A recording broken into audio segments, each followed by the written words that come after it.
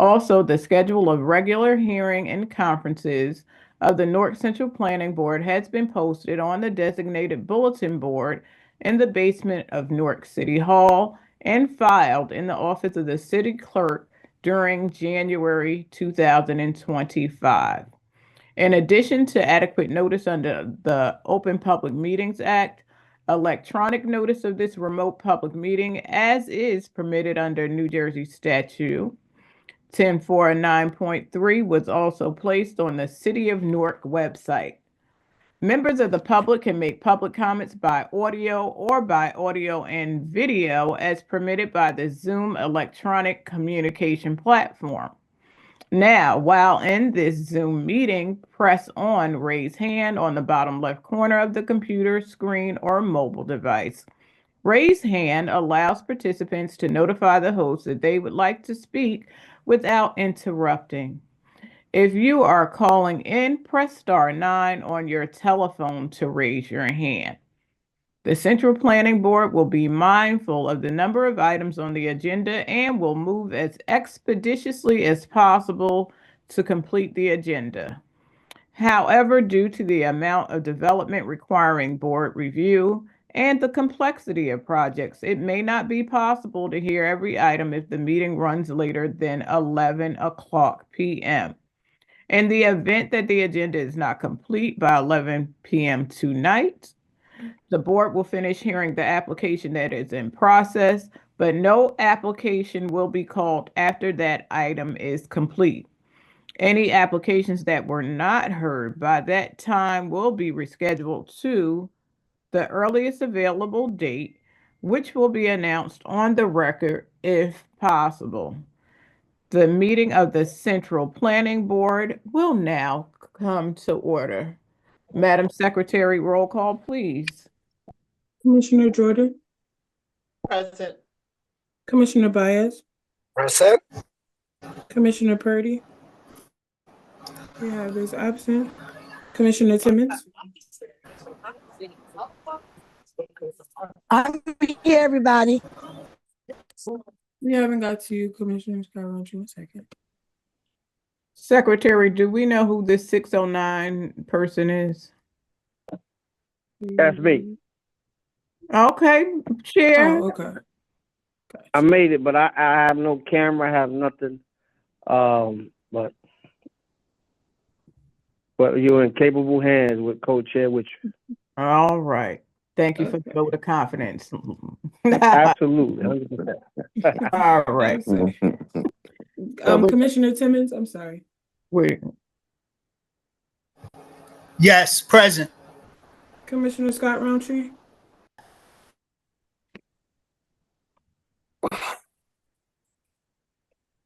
Commissioner Scott Roundtree.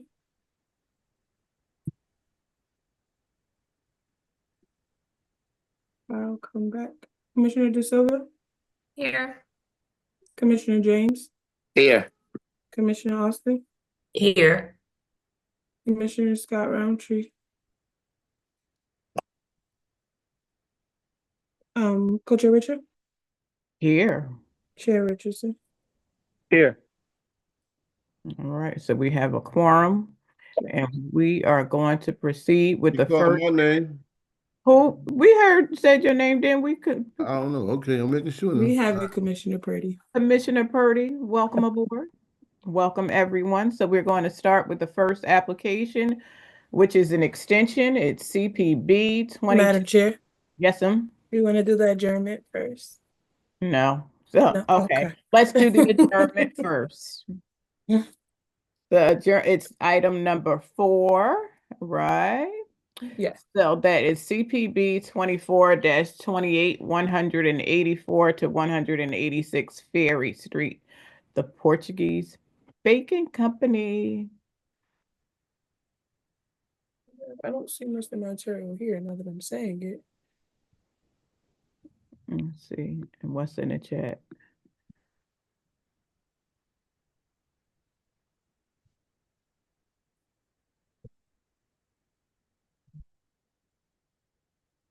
Okay. So I guess we can go to number 1, like you said, Madam Chair. I don't see Okay. the attorney here to present his Okay, own so we'll certificate. wait until they come back. See, somebody knew it wasn't me. All right, so we're going back into order. The first application is an extension CPB 22 to 28. The address is 352 to 354 North 6th Street. And the attorney, I see you already on, Mr. Velosi. Good evening. How are you? Good evening, all is well. Good evening, everyone. Noemi Velosi on the application CPB 22-28 for the premises at 352-354 North 6th Street. Madam Chairman, we're asking for a 2-year extension on this one because I believe 1 year has already expired. My client just needs to finish the compliance requirements so they can pull their permits for construction. And we can't pull permits without the extension. Okay. Commissioners, do any of you have any questions?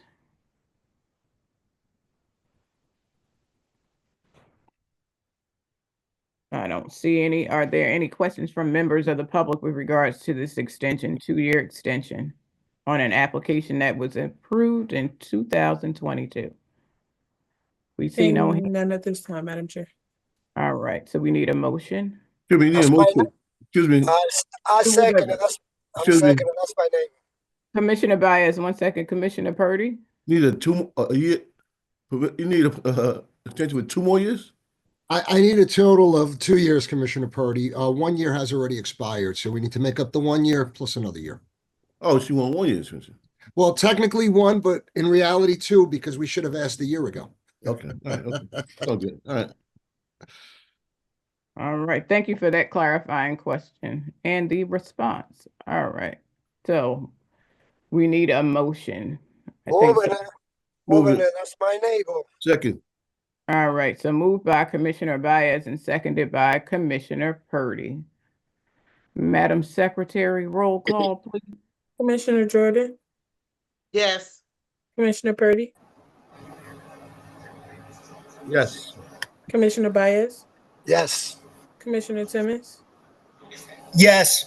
Commissioner De Silva, Yes. Commissioner Scott Roundtree, Commissioner Scott Roundtree. No mark is absent. Commissioner James, Yes. Commissioner Austin, Yes. Chair Richardson, Yes. Madam Chair. Yes, your application has been approved. Thank you, everyone. All right. Madam Secretary, can you see Yes. if the applicant for the adjournment, can you see if they're in the room I do or see no? the attorney here. Okay, so let's call them. We're gonna go out of order, Mr. Velosi, and come back to you. All right, so we're going to skip ahead to application number 4, which is an adjournment. The application number is CPB 24-28. The address is 184 to 186 Ferry Street, Portuguese Baking Company, Carlos Montero. Good evening, Mr. Montero. If you could please unmute and turn on your camera.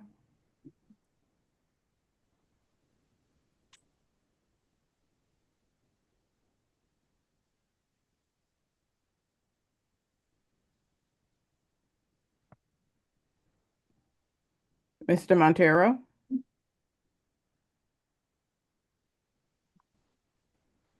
I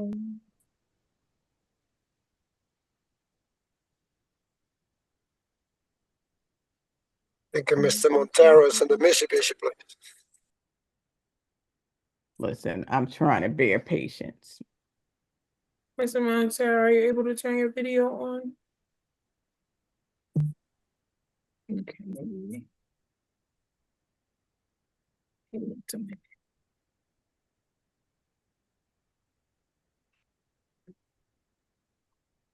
Okay, Mr. Montero, you're gonna have to wait. Oh, Okay. there he is. Oh, here you are. Listen, saved by the camera. Hi, how are you? Can you hear me? Yes, we can hear you loud and clear. Okay. Carlos Montero, I'm appearing on behalf of the applicant, Portuguese Baking Company. We're seeking an adjournment to the next available date of the application. I believe it's number 4 on the agenda, 184-186 Ferry Street. All right. Madam Secretary, do we have a date in mind? Yes, and just to make the record clear, he's adjourning and preserving his newspaper notices only. And he's being adjourned to the March 24th date. All right. So you said newspaper notices only. Does that mean they have to go back out and put up the signs, or? They would just have to just renotice to the 200-foot radius. All right. So is that understood, Mr. Montero? That's understood. We'll be giving new notices to the property owners within the 200-foot radius. All right. So March 24th is the date, and we will see you then at that time. Thank you very much. You're welcome. All right, Mr. Veloci. The next application is number 2. It's a new application. The number is CPB 24-84, 37 through 39 Grand Avenue in the West Ward. Once again, good evening, Madam Chairman, members of the board. Noemi Velosi on behalf of the applicant, 15 Nelson Place LLC, for CPB 24-84. Madam Chairman, we're just looking to get a minor subdivision. If I could share my screen, and hopefully this will work. Can everybody see it? Not yet. Oh, there it is. Okay. So basically, we want to subdivide one 26 by 75. The other one's 26 by 75. I believe it runs back 100 feet on one side, and the other one's an extension of a much larger property. My client intends to build 2 3-family brand new homes on there, which we will not require any variances for. That's why we didn't make it part of this application. And that should answer Mr. Barry's questions that, yes, we are going to take down the chain link fence, and we're going to improve both properties to be in 100% compliance with all the city ordinances. That's pretty much it. All right. Can you show us a photo of what it looks like now with that lot? Let me see if I can enlarge that. Is that what's there? I think that's what's there. Let me flip it.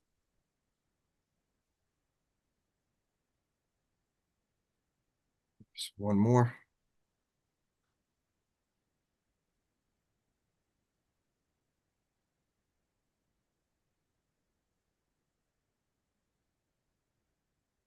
Let's do that again.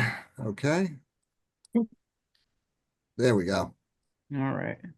So that's what's there from Mr. Pernesti's survey. That's all going to be demolished, including the chain link fence, and it'll be divided into 2 nice lots that are 26 wide roughly by 100 feet so that they can build 2 brand new 3-families there. So I just need the board to approve the minor subdivision, and yes, we will comply with all the planners' requests, which is to get rid of the chain link fence that's should not be there. And the fencing that will be put in place will be in accordance with the city requirements as to 2 brand new homes. Okay, Commissioners, somebody asked a question. No one has a question about this? Okay, I'll ask my question. So this White House is going to be demolished because the lot is big enough to put 2 3-families on it. Is that what we're saying? That's correct, Madam Chairman. I also believe that the house is old and the repairs are beyond what it would be cheaper to put up 2 new 3s is what I'm being informed.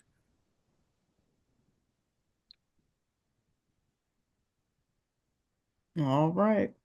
Are there any other questions from any commissioners? What's the width between the house to house on both sides? Once you do that? That I don't know yet. It will be in full compliance with whatever the requirements are, since the client will not require any variances. So whatever the side yards need to be, they will be. Would there be a yard, garage and stuff? What's going on? From what I understand, it's one lot is going to be the whatever. Let me zoom back out.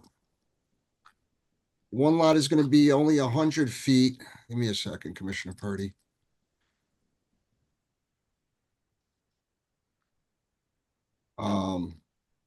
Wait. Let me see where it is. Okay, so it's on this side. So if let me flip it again. There we go.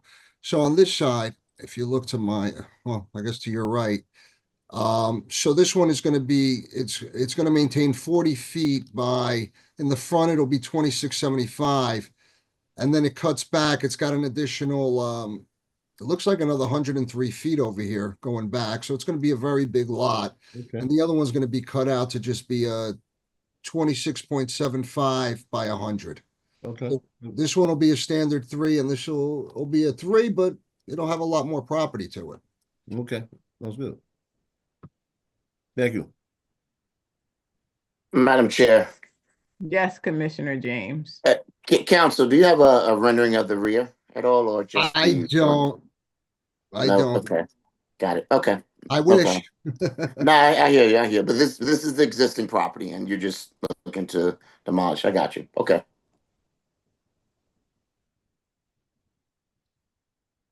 Commissioners, are there any other questions? All right, I have another question. Are there any other 3s on that block, or is that block primarily single? Madam Chairman, I'm not John McDonough. I have no idea. All right, so you do have other folks that are going to testify. No, I do not. I'm just here to get the subdivision because Mr. Barry actually made comments as to the fencing. I reached out to the client, and it's the client's intention to build 2 3s. Okay. But it's whatever the neighborhood allows. I believe zoning does allow the construction of 2 3s in that area now. So I assume that there are others since the All right. maps were changed. Received. Sorry. No, listen. I'll keep that thought to myself. Do we have questions from any members of the public with regards to this application? I see, Commissioner Baez, is your hand raised? Yes, Madam Chair. Yes, I yes, just sir. have a little question. Do they have a picture of the new house is gonna be? No. Commissioner Baez, we don't, we didn't need to put that application before the board. I spoke to my client. His intention is to build 2 3s. I don't know if he sat down with the architect to do that yet. So I cannot show you what I don't have. All right, so this is just a subdivision, That's Commissioner Baez. correct. Yeah. All right, thank you. All right, no questions from the public, Madam Secretary? And seeing none at this time, Madam Chair. All right, given that there are no additional questions from the public, we would like to receive a motion. Motion to move it. Second. All right, so motion presented by Commissioner Purdy, seconded by Commissioner Jordan.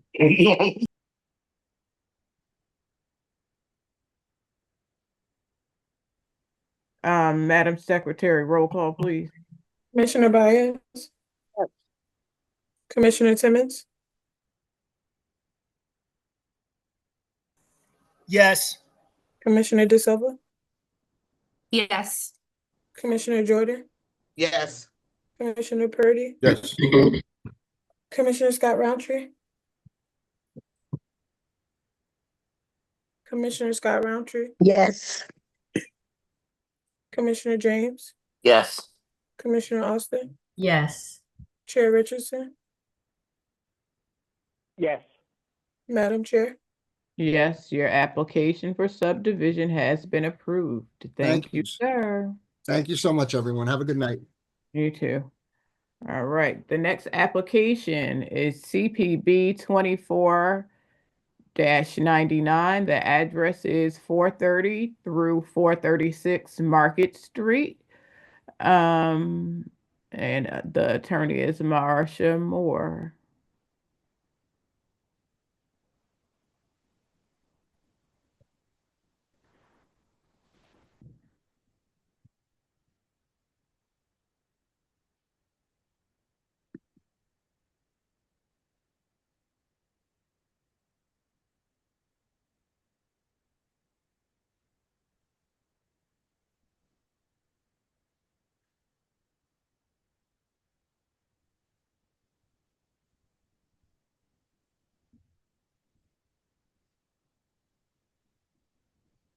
Good evening, Ms. Moore. Good evening, Chair, members of the board. My name is Marsha Moore on behalf of the applicant from Post Pollock. I'm just doing a quick scan to see if I see my team. You see everybody, Ms. Moore? Yes, I do. So again, Marsha Moore, the applicant is SUWK Urban Renewal LLC. Its application number CPB 24-99.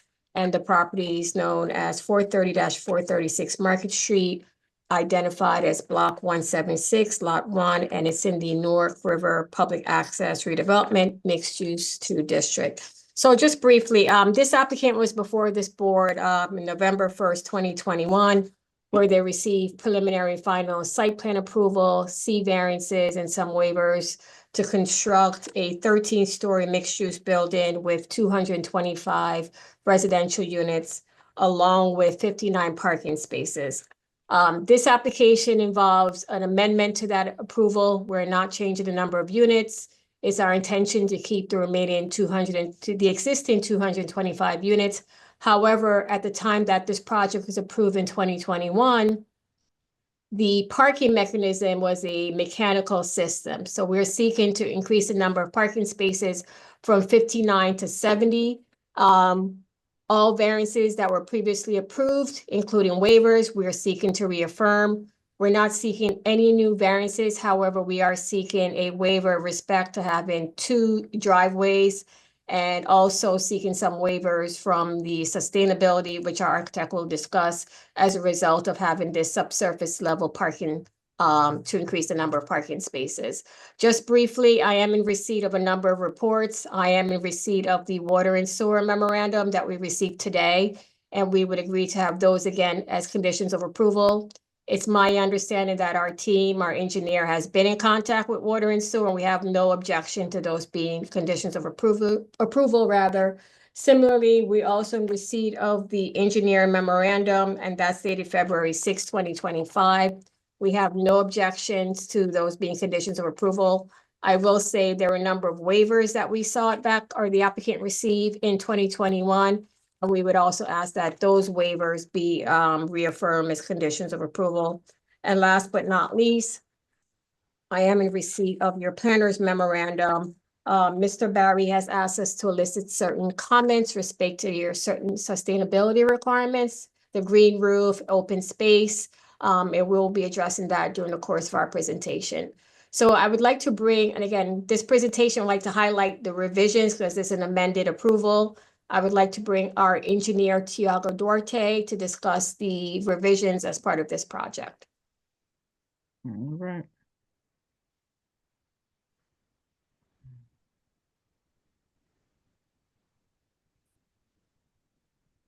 Good evening, Mr. Duarte.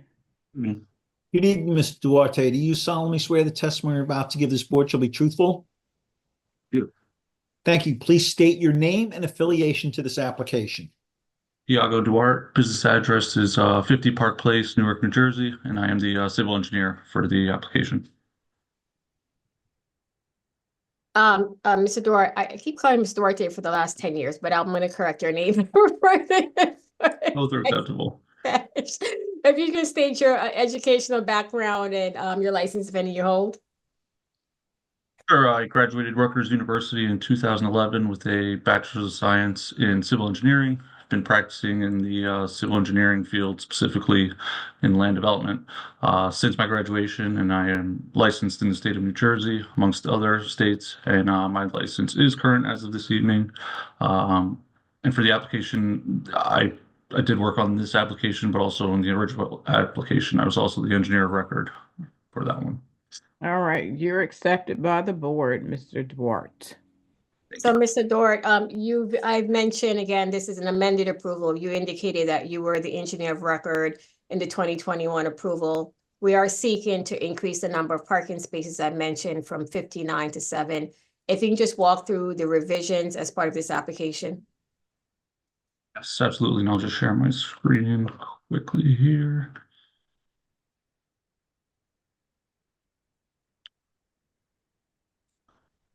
So what I have up on the screen here is the site plan, the amended site plan that was filed with this application. As the board just heard, the subject site, was previously approved for a 13-story, 225-unit mixed-use building. Ground floor level previously had 2,120 square feet of retail space. Under this current application, that will be reduced slightly to 1,222 square feet of retail space, and that is located on the Market Street frontage. That being one of the changes. The other change, and really the bigger change, is the ground floor previously had a stacker system where all the car parking was provided on mechanical lifts, and you would drive in and your car would be sorted automatically in that system. Due to market and just costs of that system, it was more beneficial for the applicant to provide a cellar level and provide a traditional parking layout where self-parking for whoever chooses to have a space in the building. So that change resulted in us having to add a second driveway on Prospect Street. So we have those two shown basically at the south end of the property. We were in the design and layout of it, we wanted to move that as far away from the intersection as possible. So that's why they are located in that area.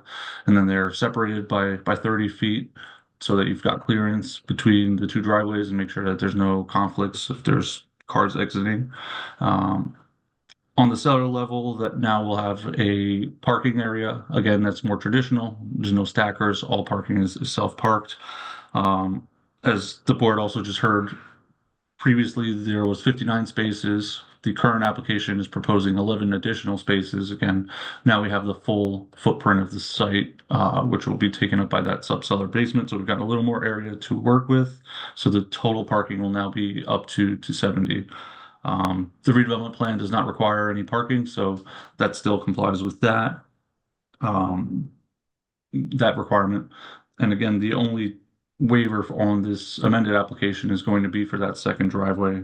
And as the design team, we did look at iterations if we can maintain just one driveway on site and try to make it work internally. But the best design is the one that we put forward on this application, and then that's really with the two driveways, and it'll still work on that street. Additional changes, and these are just minor. Street trees, there was a reduction from the original application where by having the second driveway, we're losing more frontage. So we're going to be reducing the parking there, the street trees there, sorry.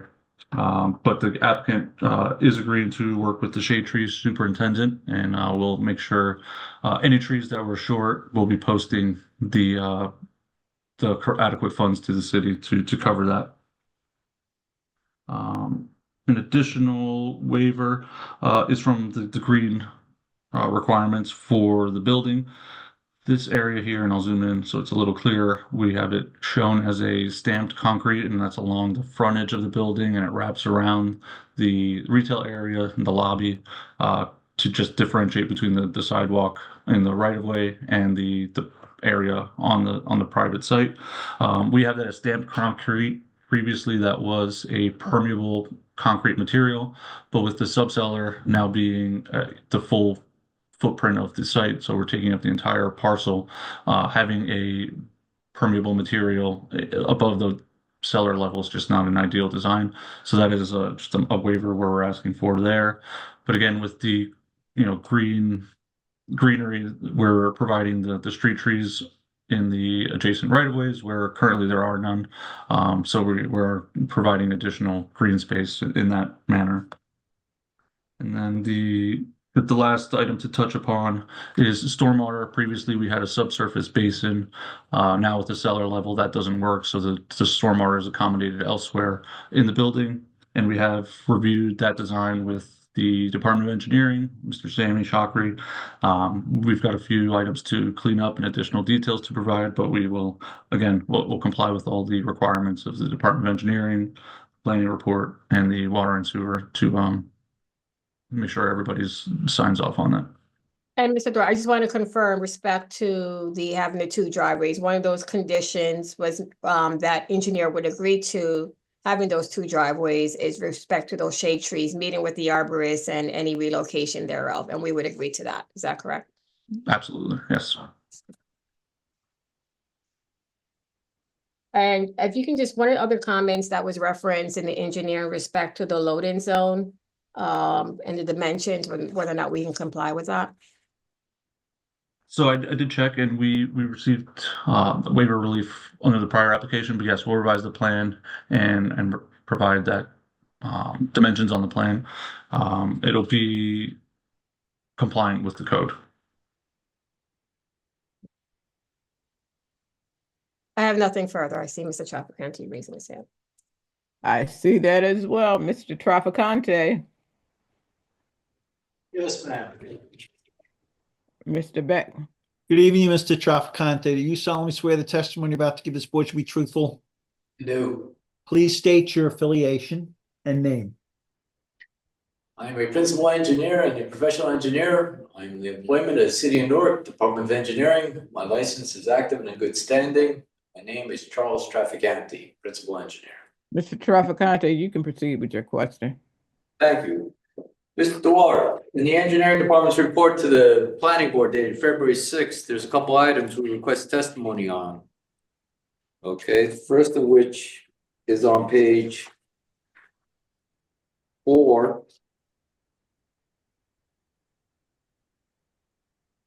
Page 4, item 4, demolition plan, Roman numeral 3.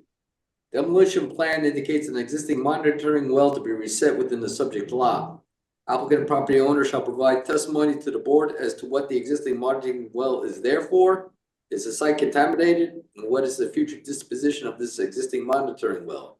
As well as any others that are within the subject lot but are not as shown. Should the central planning board approve this application? Can you answer that question, Mr. Dwyer? Yes. So the site has been subject of a remediation project from PSE&G. There was an off-site contaminant that migrated towards the site. The monitoring well is for ongoing groundwater monitoring. They pull samples every so often. So the intent is to have that monitoring well cut to the correct height once the subsurface parking area is installed, so that it can remain as a monitoring well for future sampling events by the LSRP associated with that project. Have you gotten a clean bill of health from, I guess, the DEP or whoever you're affiliated with down at the state for that monitoring well before you build on it and put homes and houses and units? Yes. So the PSEG has obtained that from the NJDEP, and that's something we can absolutely forward to the city. All right. All right. Second question.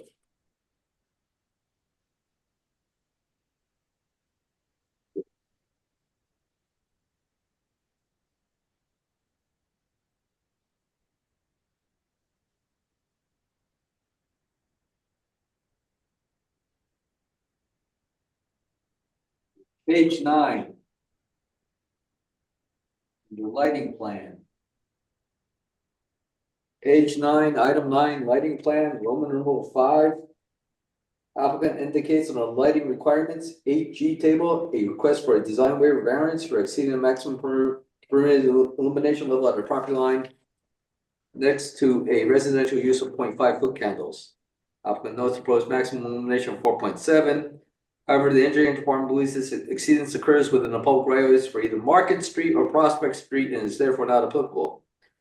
Therefore, the applicant shall identify on this lighting plan as well as provide testimony to the board as to where this maximum illumination level of 4.7 foot candles occurs. Can you tell us where? Sure, I can pull up my screen here again. And so along the Market Street frontage, there's a 4.7 reading. It is on site, but it is in close proximity to the property line. So we just took a conservative approach there. And we got a 4.5, 10 feet away from that. So we requested the waiver just again as belts and suspenders to make sure we're covered there. But I will say that the light levels are, pretty similar to the original application, and the exceedances are on par with the prior exceedances. We just welcome more light in this area, being as it's an intersection. All right, but that exceedance occurs with the right-of-way line next to a public road, not to a private property. Is that correct? It is correct. Yes. All right. Next question. Page 10, item 9, lighting plan, Roman numeral 6. Lighting plan shows 6 label A pole-mounted light fixtures that are located within the public right-of-ways for both Market Street and Prospect Street. Applicant shall provide testimony to the board as to who maintains these 6 label A pole-mounted light fixtures, including but not limited to who pays the electric bill to PSE&G. Should it be part of some kind of common use agreement between the applicant, property owner, and the city of Newark, then the applicant shall submit written proof to the city of Newark Division of Traffic and Signals of said agreement, thereby substantiating this claim agreement. Can you address that? Yes, this would be handled similar to, I guess, how we've handled other applications in which that agreement would then be provided to the city. The light locations will be coordinated with PSE&G and the city to make sure that everybody's on board with where we're proposing and what we're proposing. So what we have shown on this plan is something that will be vetted with PSE&G and the city, and we'll provide that documentation as necessary. That document will substantiate who pays the electric bill, who fixes and maintains those lights, things like that. Is correct. Yes. All right. Last question. In the engineer's report to the planning board, again, dated February 6th, I believe under page 4, item 5, Roman numeral 4, there were 3 conditions, 2 of which your attorney already mentioned. One about relocating the shade tree between the 2 driveways. The second was relocating any others. Third condition, which is item 3 on Roman numeral 4. You'll find it at the top of page 5. We recommend to the board that the applicant agree to limit access to and from the second entrance exit driveway that is located nearest to the intersection of Market Street and Prospect Street to a right turn only in and right turn only out vehicle movement. Applicant also agrees to provide all the necessary traffic signage and markings within the subject lot and in accordance with NUTCD standard regulations and standards to identify the second driveway as a right turn only in, right turn only out vehicle movement.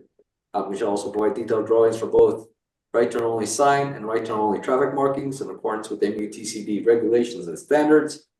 Applicant shall also revise the site plan to show right turn only in and right turn only movements at the second driveway.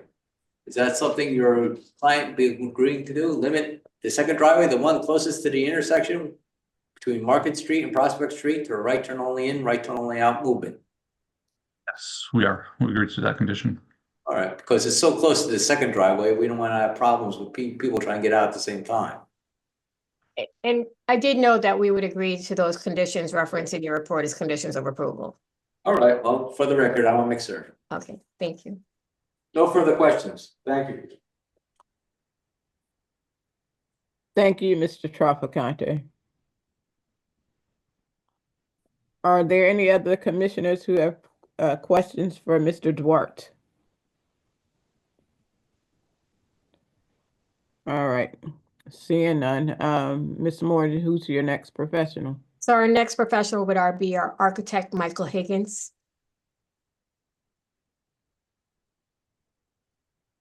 Good evening, Mr. Higgins. Do you Good solemnly evening. swear the testimony you're about to give this board shall be truthful? Yes, I do. Thank you. Please state your name and affiliation to this application. Michael Higgins, I'm the project architect of record. Michael Higgins. And Mr. Higgins, can you state your educational background, what license, if any, you hold? Sure. I went to the New Jersey Institute of Technology in Newark, graduated in 1990 with a professional degree in architecture.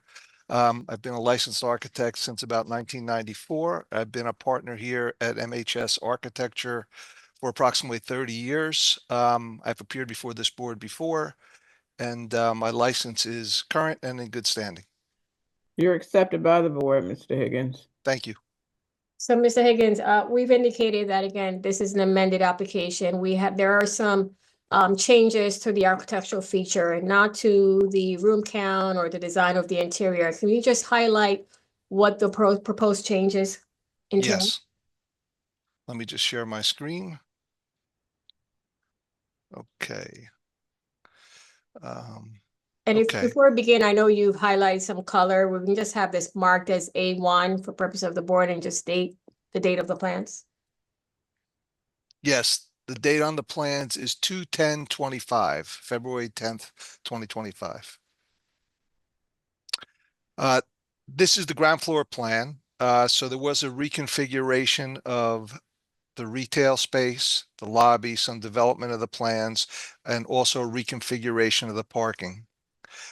We spoke quickly about the two garage entrances. The one furthest away from Market Street goes down into a basement, and the one that was more or less in the original location allows for some ground floor parking spaces. This is also the loading area, and we've added truck turning radiuses and designated the loading zone on the plan, and we'll add further dimensions in as requested by city engineering. The one area outside the building that had been pervious paving in accordance with the requirements of the redevelopment plan needed to be changed to an impervious paving in this case, because the basement extends right out to that line. So the pervious pavers wouldn't function above interior space. It had to be more like a roof enclosure to keep the water out of the basement. There's still the same number of units, 225 units. Of that, 45 are affordable units, and they meet the requirements of UHAC and the Aspire tax credit program. This next page, AO2, is the basement parking plan. We did receive comments from engineering requesting that we adjust the drive aisle width to allow more of the spaces to be compliant with the standard parking space size. Not that they requested the change, but they would allow us to reduce the drive aisle width to 20 feet if we could get standard spaces. So we were able to make very close to all the parking spaces, with the exception of these four that are still compacts, into the standard size parking space. And we'll work with engineering if they want us to get rid of those spaces and just cross-hatch that area. We can do that as well, but I think the spaces work. They're actually 8'6" in width. They're just a little bit shallow. They're probably 2 feet narrower. They're probably 16 feet deep or 17 feet deep. But we'll work with engineering on whatever the resolution for that is. There's electric car charging stations and make-ready spots in accordance with the code. This next page is the second floor plan where the units begin, and the only modifications on this plan were a few areas were extended slightly. Where there was a balcony, it was enclosed, and that additional square foot was required so that we met the standards for Aspire. They have minimum square footage requirements for studios and one bedrooms, and we had to expand that out a little bit. Did not create any deviation or a negative impact on the plan.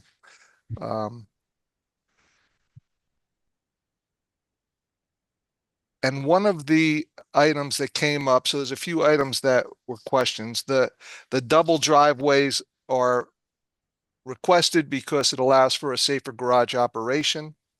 The need for cars, since there are no parking requirement in this area, but we're asking for a few more cars and self-park. The garage should function more properly as a self-park garage, but the need for cars is just being driven by the marketing team's direction and ownership's request.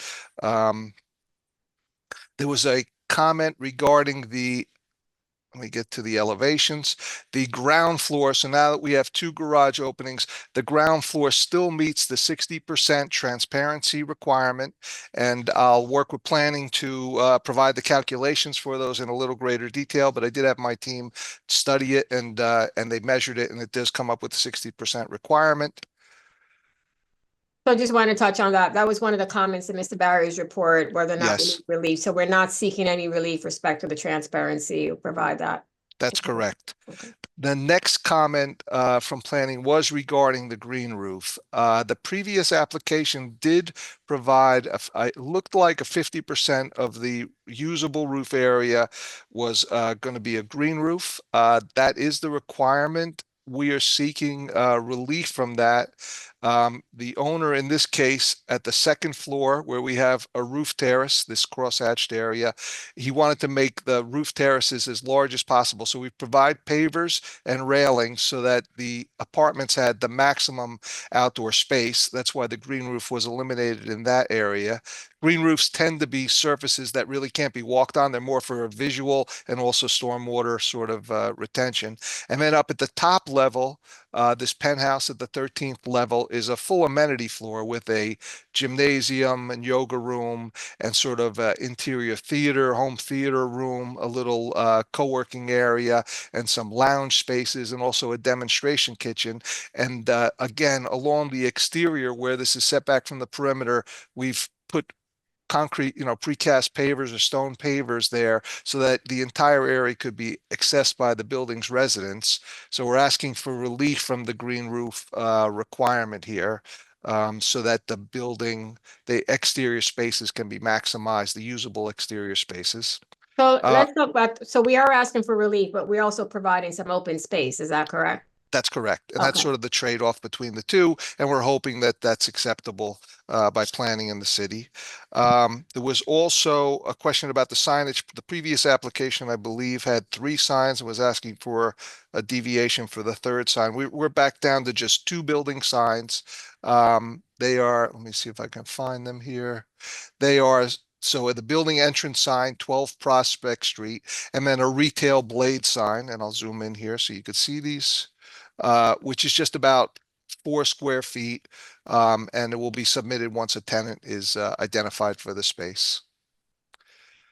I believe so. And then I'll just finish. This is an exhibit. This is a updated building rendering. The building mainly is consistent with the original approved elevations. The building will have large windows to take advantage of the views to the city and to the river. And downtown Newark. We have some balconies that face along the Market Street facade, and we have a few balconies along Prospect at the top 2 floors. The building's facade is composed of a sort of copper-colored metal panels, and then a mixture of that with gray panels and large windows. And then we just have that marked as A2, which is the building rendering.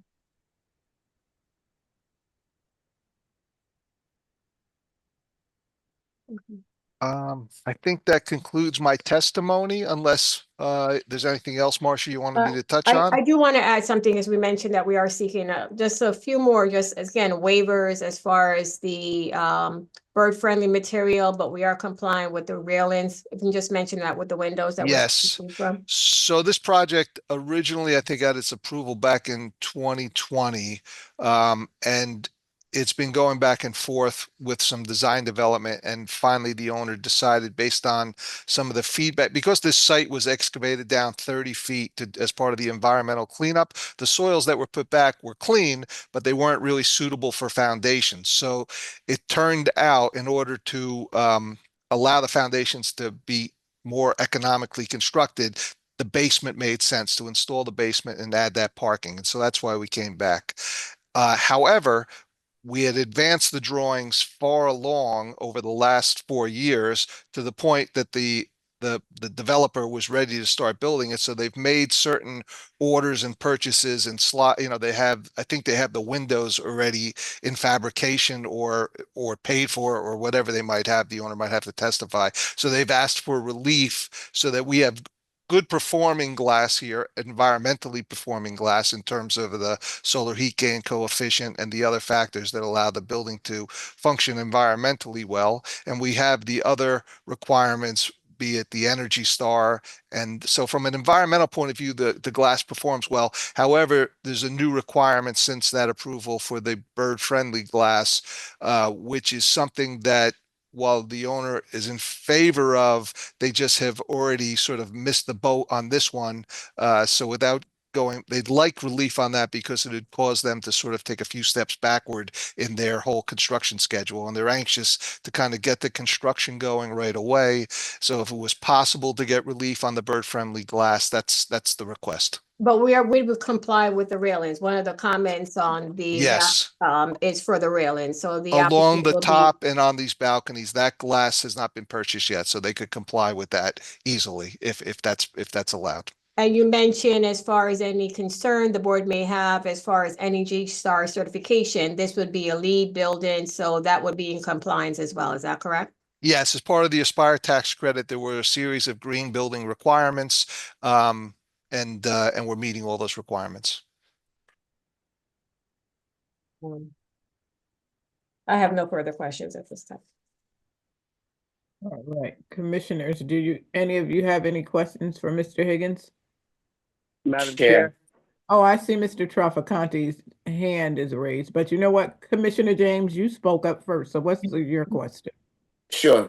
Real quick. I know you decided to change the green roof, but what other, I guess, elements are you using to help reduce the stormwater runoff? There's a whole stormwater detention system designed for this in accordance with the City of Newark requirements, but I'd have to defer to the engineer again, Tiago, to answer any specific questions. But that's problem. basically the way it's being handled. Okay, so I'll hold off on that. And Madam Chair, when you get a chance, I just want to ask John Barry a question regarding the bird railings. Well, go ahead and ask the question. No, but Okay, is he? Yeah, that's what I'm saying. Like, yeah, just because okay. All right. Mr. Traficante, we see that your hand is raised. Yes, ma'am. You're already sworn. Mr. Higgins, quick question. Yes. Do any of your balconies or canopies projected to the public right of way for either Market Street or was it Prospect Street? I believe they may both project into the public right of way. Yes. And are you prepared to get approvals for that? Oh, hold on. Let me make sure I'm correct about that. At one point they did. Now it's right on the line. It looks like they're right on the line. There may be a fin or something, and I suppose we would need to get a franchise agreement. Is that the way it's worked, or how is it handled? We would have to get an agreement with the township, with the city. So that would Or be hold our harmless. yeah, that would be our intent. Well, it's not to quibble here, but it's my understanding hold harmless doesn't run with the property. Should that ever change hands, hold harmless doesn't carry any weight anymore. We'll resolve it, work it out with the board attorney and the law department. All right. No further questions. Thank you. Thank you.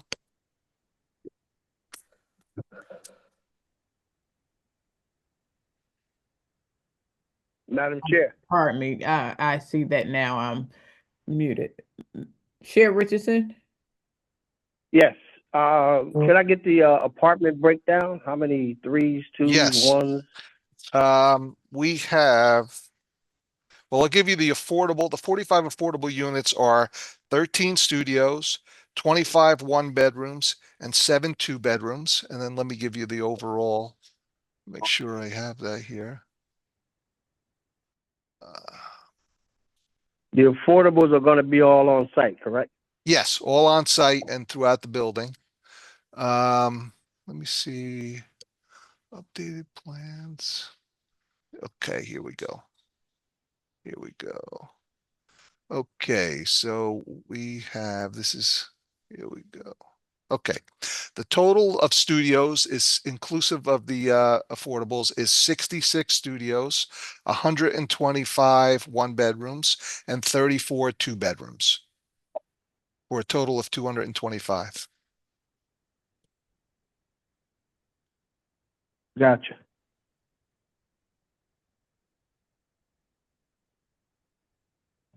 Is that all of your question, Chair? Yeah, Miss Moore, as far as you know, all of the affordables will be on site, correct? That is my understanding, yes. Okay. All right. Thank you, Chair. All right. Mr. DeBeck, if you can swear Mr. DeBarry so that Mr. Commissioner James can ask his question. Yes. Good evening, Mr. Barrett. Do you solemnly swear the testimony you're about to give this board should be truthful? I do. Thank you. Just state your name and affiliation briefly. Sure. John Barry, professional planner, consulting planner for the board. All right. Good Thank you, evening. Mr. Barry. Thank you, Mr. Barry. Just had a question just to try to get some clarity on the bird railings. What's your position on that? And just to try to give me some clarity, because I've never, dealt with the application with bird railings before, I don't think. Yeah, so it's one of the recent amendments to the overall zoning ordinance included a set of requirements for bird-friendly design.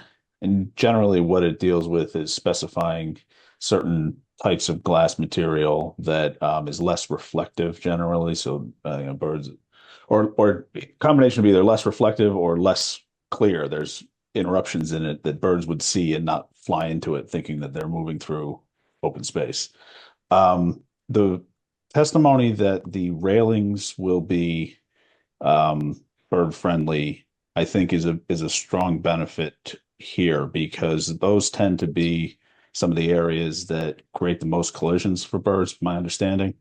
You have glass and then like 6 feet behind it you have more glass, and that gapping effect kind of confuses, I think. So having the outer railings be the bird friendly design, I think, is a benefit. If we were going to pick one or the other, I think that's the preference. So understanding the testimony that significant glass purchase has already been made, I think on the balance, getting the railings specified with bird friendly materials will be to the overall benefit and a step in the right direction. Okay, so the applicant would have to seek a variance for this, considering it's now been amended to include. Yeah, it'd be a design exception for Designs. the bird friendly design. Got it. Okay. Thank you for the clarity. You're welcome. Thank you, Commissioner. All right. Are there any other questions from commissioners for the architect? I don't see any. All right. Ms. Moore, who's your next professional? That concludes our presentation. As indicated, we're not seeking any additional variances. We just have those waivers, so I don't have any further witnesses tonight. Okay. So at this time, we're going to give the public an opportunity to ask any questions regarding this application. If you're a member of the public, if you have any questions with regards to this application, please press raise hand or *9.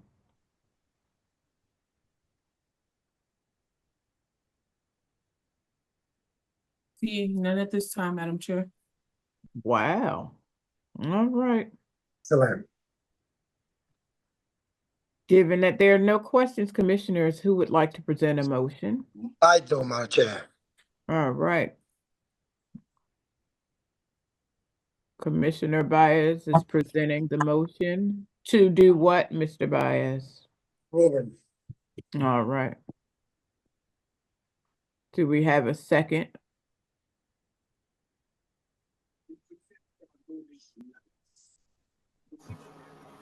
Second. All right. Raised by Commissioner Baez, seconded by Commissioner Timmons. Madam Secretary, roll call, please. Commissioner Jordan, Yes. Commissioner Purdy, Yes. Commissioner Baez, Yes. Commissioner De Silva, Yes. Commissioner Simmons,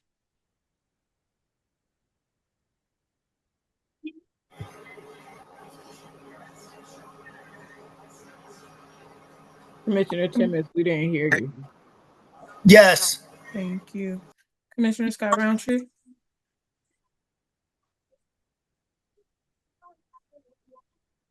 Commissioner Scott Roundtree. We have his absent. Commissioner James, Yes. Commissioner Austin, Chair Richardson, Yes. Madam Chair. Yes, your application has been approved. Thank you. Thank you Thank all you. very much. Have a wonderful evening. Thank you. You too. Have a great one. All right, the next application is number 5 on the agenda, CPB 24-69. The address is 653 through 657 Dr. Martin Luther King Jr. Boulevard in the Central Ward.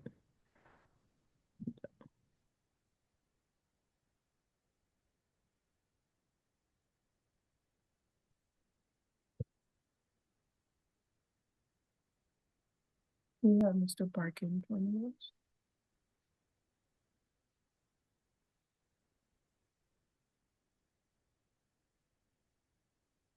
Good evening, everyone. My name is Alan Barkin.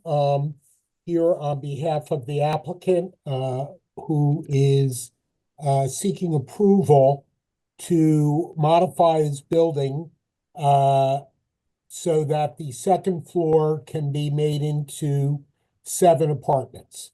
It had been used in the past as a mosque on the upstairs. The downstairs is several retail stores and a restaurant, and he intends to continue those uses. And in the process, he's going to preserve and restore the historic aspects of this building. Tonight, you'll hear from our architect, Rushi Dar, and our engineer, Adnan Khan. And I have the principal of the applicant here as well to answer any questions that you may have. So we are seeking 15C variances. It's a permitted use, but all but 2 of those variances are pre-existing conditions. And only 2 cases are we intensifying. So other than that, we're not really changing much from the outside except to improve it. We are adding about 380 square feet addition at the rear, which would not be visible from the street, either street. And that is to create a storeroom for the food market that's there, to allow them to expand a little bit. And that'll provide more space upstairs. We are also expanding the upstairs to cover existing space that's only single story now. So with that, I will call my first witness, Rushi Dar. All right, good evening, Mr. Dar. Good evening, Chair and the members of the board. My name is Ruchi Dhar. I'm here as a licensed architect. 1 second. Yes, Ms. yeah, I Dar. need to swear you in. Good evening, Ms. Starr. Do you solemnly swear the testimony you're about to give this board shall be truthful? Yes, I do. Thank you. Please state your name and affiliation for the record. Good evening. My name is Ruchi Dhar. I'm here today as a licensed architect representing my client, Varis. I have a bachelor's degree in architecture. I'm also NCARB certified and I've been licensed since 2016. I hold an active license in New Jersey, New York, and Maryland, and I've testified before many boards. All right. Mr. Dar, is your license in New Jersey current and in good standing? Yes. All right, you're accepted by the board. Thank you, Ms. Dar. Thank you, Madam Chair. Ms. Dar, can you describe the architectural aspects of the project? Yes, I can. 1 second.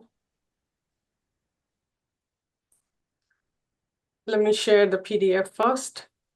Can you see the screen? It started, double click to enter full screen mode. There we go. Okay. All right. So this building is a two-story brick building. It lies on the corner. It's a corner property between Dr. MLK Jr. Boulevard and West Kinley Street. This building has ground floor, 5 retail units. All of them are existing, operating right now. And at the back, there is a shed. I can zoom in. There's a one-story shed in the back. What we are proposing is basically we are redoing the storefront of the entire ground floor. And on the second floor, we had a mosque before, so we're converting that into 7 7 units, basically apartments. And out of those 7, 2 will be studio units, 4 would be 1 bedroom, and 1 would be 2-bedroom unit. On the ground floor at the back, we'll be renovating the shed and also proposing a 1-storied addition at the back. This is mainly for the storage for the space on the ground floor. The existing shed is basically being used as a walk-in cooler. We'll be doing some renovation inside that and also extending and making use of the 1-storied addition for mostly storage purposes. Most likely would be a walk-in closet, walk-in cooler.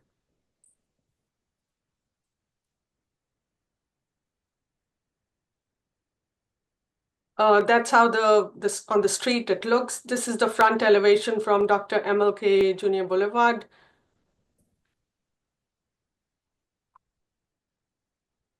And what we are doing is basically redoing the entire storefront. There's not much interior renovation when it comes to it.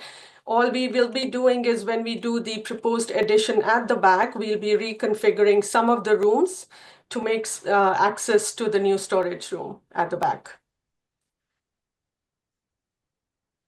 On the second floor, these mostly have, on the second floor, we have 2 exit stairways. They will stay as is.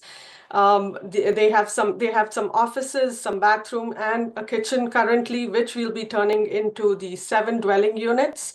On the second floor, we're doing a small addition, which is where my cursor is showing, 9 feet 6 inches on this side and 15 feet 4. So basically creating a good 7 units for the space. On the roof, we will be putting the rooftop units, and they will have a fence, a 5 feet max height fence, which would be made of steel and will have a gate. There's only 1 staircase that basically takes us to the roof, and the second is not there. We only are allowed 1 egress stair to reach up to the roof level. Ms. Dar, one of the questions that was raised in the reports was whether or not the rooftop installation would be visible from the street. What is your view of that? So from the street itself, we'll try to limit the height of the railing. They'll be mostly dunnage and the rooftop units. They might be slightly higher than what we have currently as the parapet. They might show up slightly, but they will be covered from all the sides with a steel fence. Like I said, will not be higher than 5 feet. So very unlikely that people would be able to see the railing from the street level.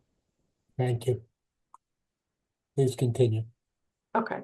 So on the elevation, I would like to again show that what we are doing is basically removing all the signage, all the awning, and basically cleaning up the facade, putting a new storefront. This would be all aluminum storefronts, like you can see. They had metal panels before. We'll be cleaning it up and putting new brick veneer in the base with the new stone sill. Some parts of the facade has been damaged due to water seepage. The lintel has become damaged. So what we'll be doing is replacing, it has a beautiful facade of terracotta in the front. They'll be replaced by GFRC and materials that match the terracotta. We want to preserve the look of the facade, which has a beautiful stone. right now. So we would like to stick to that and just renovate the areas what we can in terms of making this entire elevation look newer. We have apartments, so the entrance of the apartment would be from the MLK Boulevard. All the signage that we have shown is basically all face mounted. They will not be lit from inside. They'll be only externally lit by gooseneck lights on both the sides of the street. I would also want to show how we are showing the signage. We have reduced the number of signs when it comes to the facade. These were the signs that were before, and we have reduced the size, even though we are asking for variance in terms of the total square footage of these signage, but they do look proportionate and they are in harmony with the entire facade. They don't look dominating and complement the building. Can you address the transparency issue? So in terms of transparency, we have a pre-existing condition. We are not doing any interior renovation of these retail tenants. So we kind of limit it to the height of the glazing that we can do. What we are doing is taking out these metal panels and then replacing them with the glass, with the brick veneer, and showing the glazing. So in terms of the transparency, I would like to show you this chart. We have the transparency area of the existing facade as 25%. And what we are proposing is basically 31%. And we still need variance because I think permitted is 60% minimum. Thank you.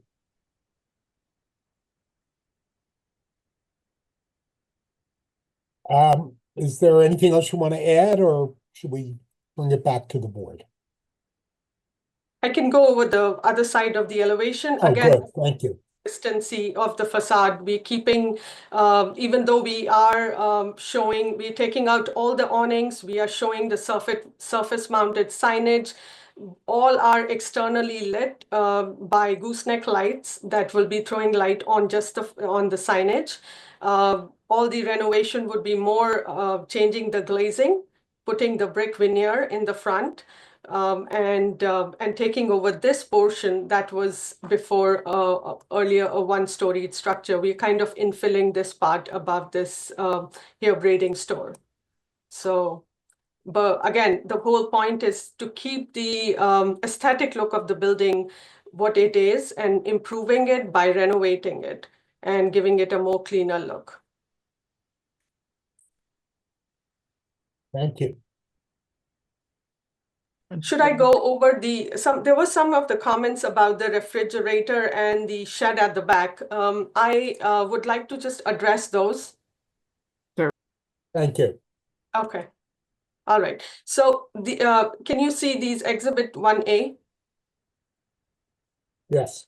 Okay, so there was a question about what exactly is the shed in the back, and I'd gone to the site and taken some pictures, which I would like to show all of you. It's basically a wood frame structure that is not in a good condition, like you can see. The condition is deteriorating day by day, and what we'll be doing is renovating this entire shed. Inside, on the inside, it's basically a walk-in cooler. And we would like to renovate it and add a new shed next to it. It's partially above ground and partially in ground. But will these be full-blown structures when you're done? Yes, there'll be a CMU block. When we renovate the existing structure, we would like to renovate it with a CMU block and integrate it with the new addition. Thank you. There was also another comment about some HVAC units. So basically, the roof of the HVAC unit goes beyond the property line. So in discussion with the applicant, these refrigerator units, the AC units, would be removed along with the roof that slightly protrudes beyond the property line. So they'll be completely taken out when the work gets started. This was another question about what exactly is this one-storied structure on the site. I just wanted to show you a screen of some pictures of the space. These are basically some storage and some bathroom, which are one-storied addition done. It's a pre-existing condition, and I just wanted to show you that exactly this is what is happening in that nook. We're very close to the property, but that's what is, it's a pre-existing condition. That's the area where the second story will be built over. This is the area on site. Exactly. I can show you.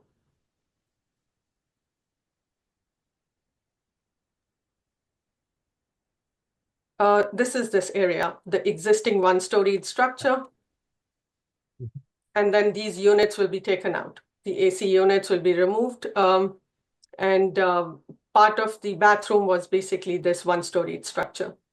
But that will remain as Yes. is. Yes. And then the area you're building over is towards the rear. I Right. was mistaken. There was one question about the elevation where we were seeking variance for the glazing for this side of the facade. And the answer to that was basically we have the setback that is existing is 5.2 feet. And as per the IBC regulation, when the distance from the property line is between 5 to 10 feet, we're only allowed to have 10% of the building as glazed. So the elevation that we had, and I will get to that, is basically this part. We want to comply with that regulation and keep the glazing minimum, whatever is required in terms of egress for the bedrooms. And that was the reasoning why we had to comply with the 10% max opening permitted because of the fire separation distance. But this is a side of the building that will not be visible from the street. This will not be visible, yeah. And is it for the most part, you're showing the existing structures on the adjacent properties, is that right? Right. I think that concludes my testimony, and I think rest of, if anybody has any questions, I would love to answer them. All right. Thank you, Mr. Dar. Commissioners, well, before we can even get to it, I see that Mr. Traficante has his hand raised. Madam Chair, before Mr. Traficante goes, I just want to clear the record with the exhibits. I have exhibit 1 as the existing site photo with the shed, and then I have exhibit A2 as the existing site photo with the refrigerator unit. That was 2 slides. Does that sound correct, Mr. Barkin? Yes, it does. Thank you very much. No problem. And those pictures were quite interesting. Of all the times I've visited that building, I would have never known all of that stuff was back there. All right, Mr. Traficante. Yes, ma'am. You're already sworn in, Mr. Traficante. Once a night. Ms. Dar, in the engineer's report to the planning board dated December 19th, I believe it starts on page 3. There's several items. I don't know if you can answer them all, but I believe you answered the first one. I believe it's item number 2, survey, page 3, Roman numeral 18. For the record, you said those survey shows existing AC platform that crosses the common property line between subject lot 10 and joint lot to the south, which is lot 11. Are those to be removed? Yes, the AC units, I can go back to the exhibit. The AC units with the roof will be removed. And platforms as well. Yes, with the platform. Next question.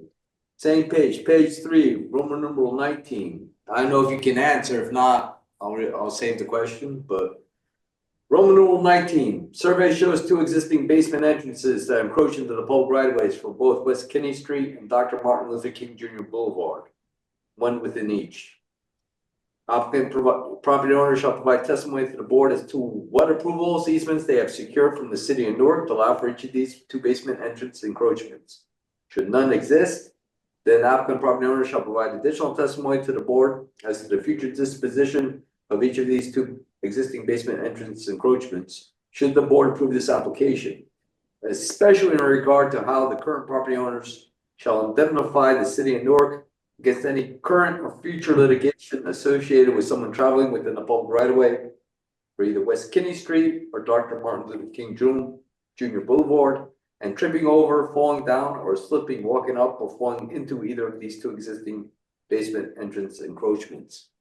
Can you address that, Ms. Starr? I would defer to the engineer. From what I know is that these basement access hatches are existing. They were pre-existing, but I would defer it to my to the engineer on that.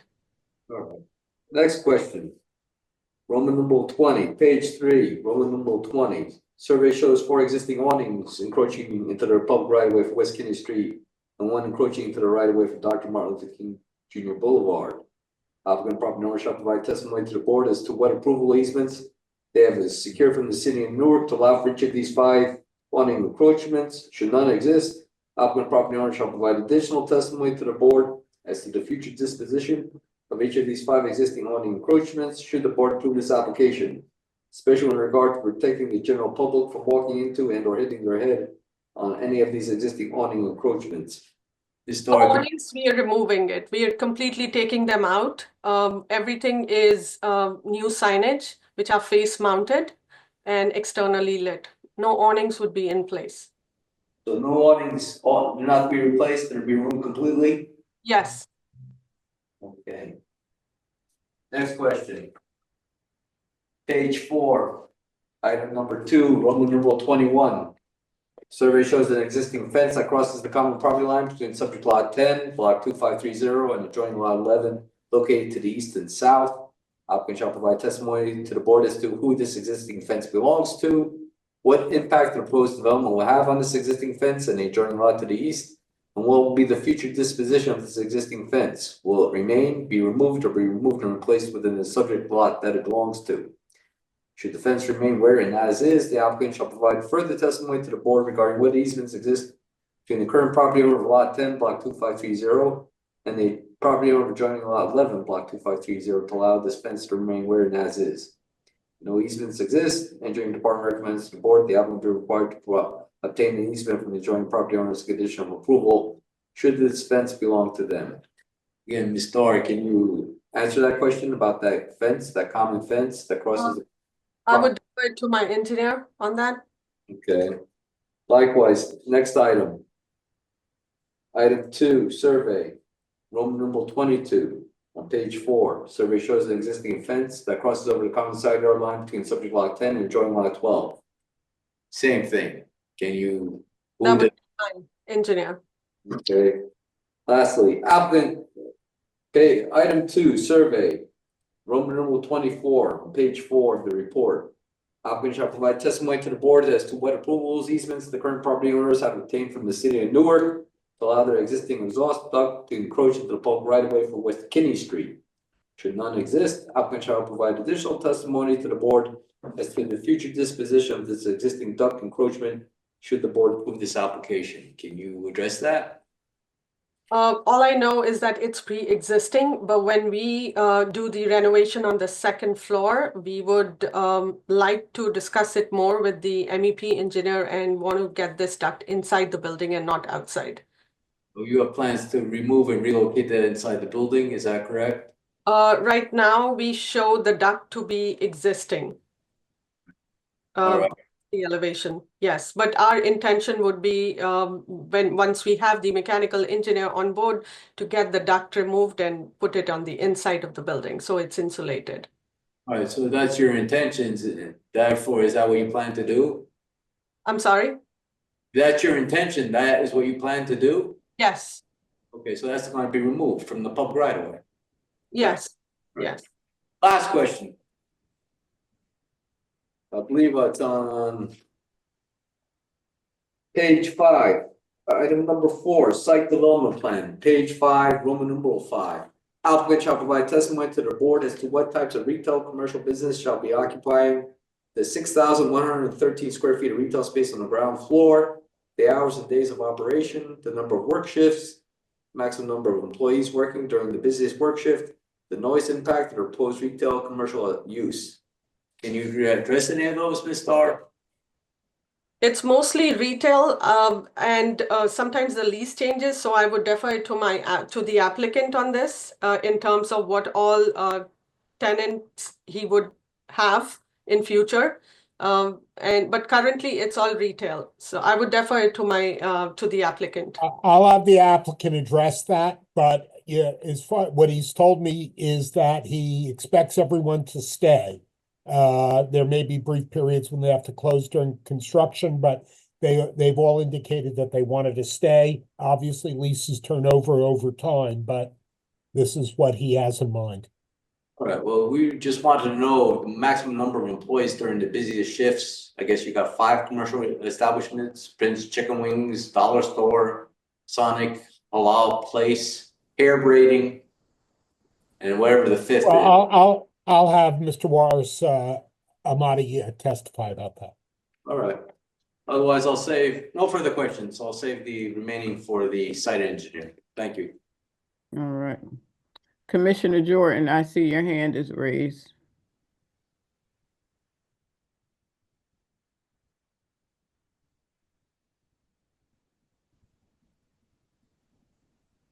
Commissioner Purdy.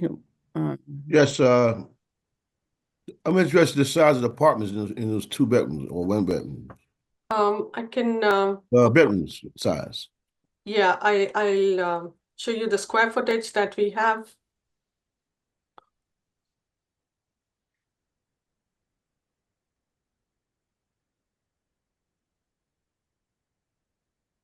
So the 1 bedroom is roughly 900 square feet. Studio is 545, and 2 bedroom, 1 bath is 935. We have the breakdown in this chart. In square feet, what is that? Yes, square feet.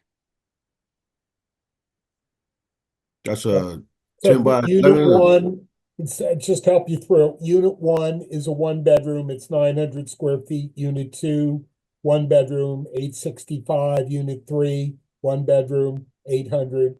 Unit 4, studio, 545. Unit 5, 2 bedroom, 935. Unit 6, studio, 440. Unit 7, 1 bedroom, 815. That's standard size? These are regular sizes. They differ because of the shape of the building. So it's not like a standard size that every unit is the same.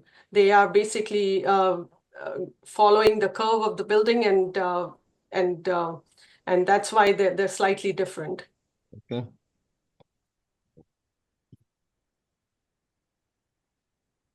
All right, Commissioner Purdy, did they answer your question sufficiently?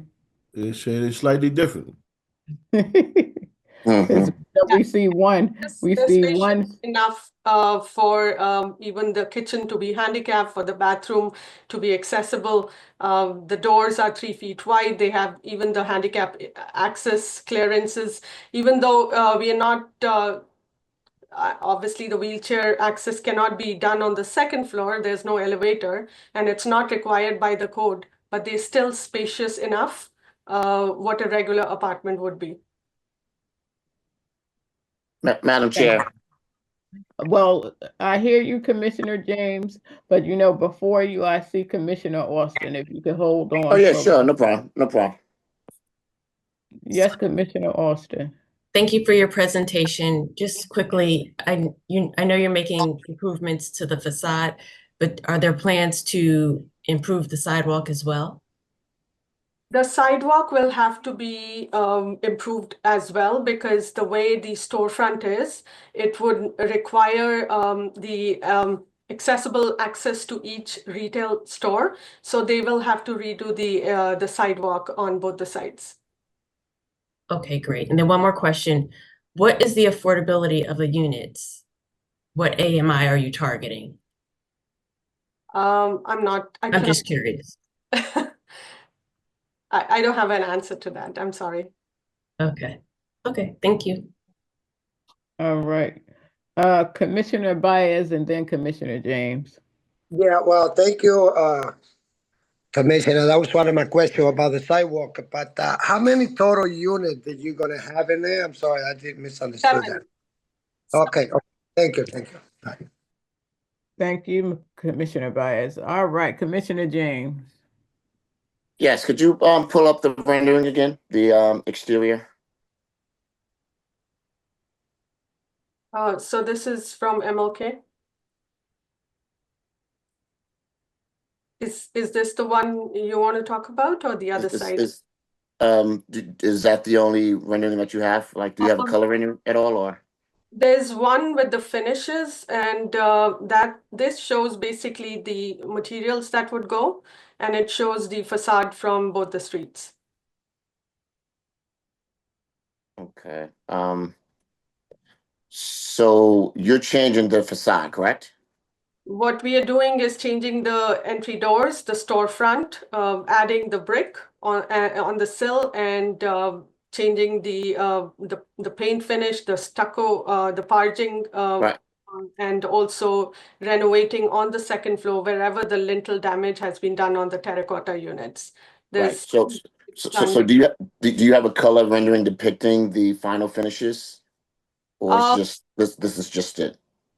This is it, and terracotta is something. The way it was done on this facade was done with a different technique. What they will have to do is pick GFRC or a precast stone that will match with the existing terracotta, and then they're going to install that. Could you show me the existing rendering as well? Like the existing facade? the first I think I saw it. I don't I live a couple of blocks down the street, so I see it, but I just want to see what it looks like based on what you're depicting on here. You have the photo? I think it's what you're thinking of.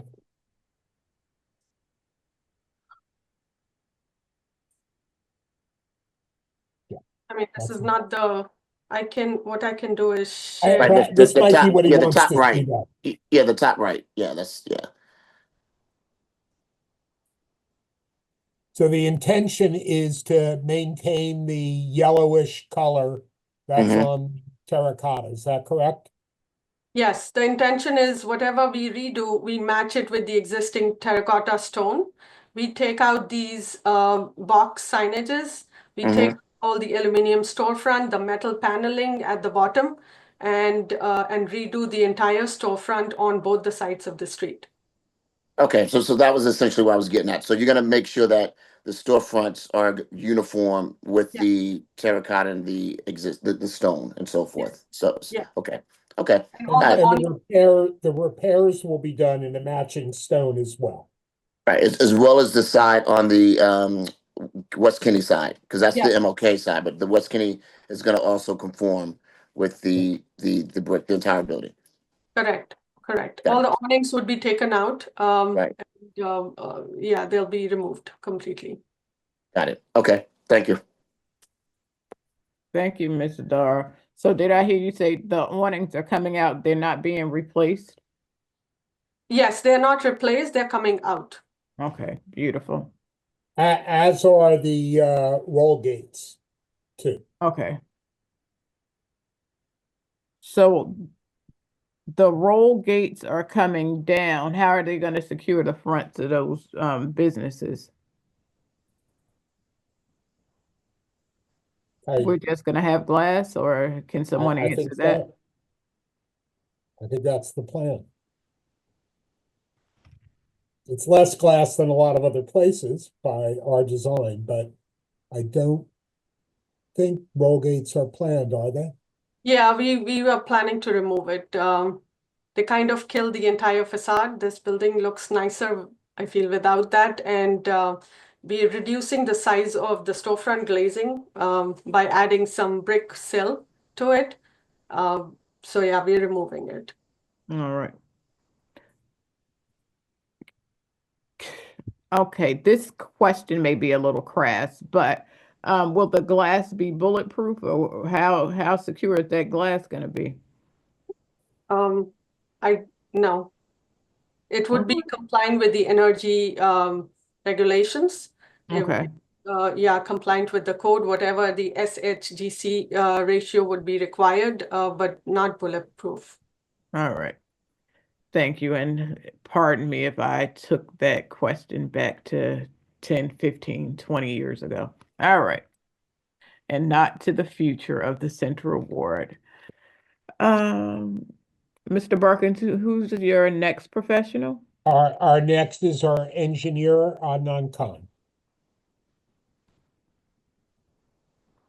Good evening, Mr. Khan. Thank Good you, Mr. evening, Hall. everyone. Good evening, Thank Madam you. Chair. Mr. Khan, do you solemnly swear the testimony you're about to give this board shall be truthful? Yes, I do. Thank you. Please state your name and affiliation for the record. Adnan Khan, AWZ Engineering, 150 River Road, Montville, New Jersey. And I'm the project engineer. Can you provide us with your educational background and experience? Sure. I've appeared in front of this board on a monthly basis, I believe, but I have a bachelor's degree in civil engineering, master's in construction management from NJIT, licensed professional engineer in multiple states, including New Jersey. Licenses are current. Testified in front of federal court, superior court, hundreds of boards throughout New Jersey, and including this board in the past. All right, Mr. Khan, you're accepted by the board. You can proceed. Thank you very much. Mr. Khan, can you take us through the site plan? Sure. I just want to quickly go over the bulk schedule. These are the same plans that were submitted originally to the board.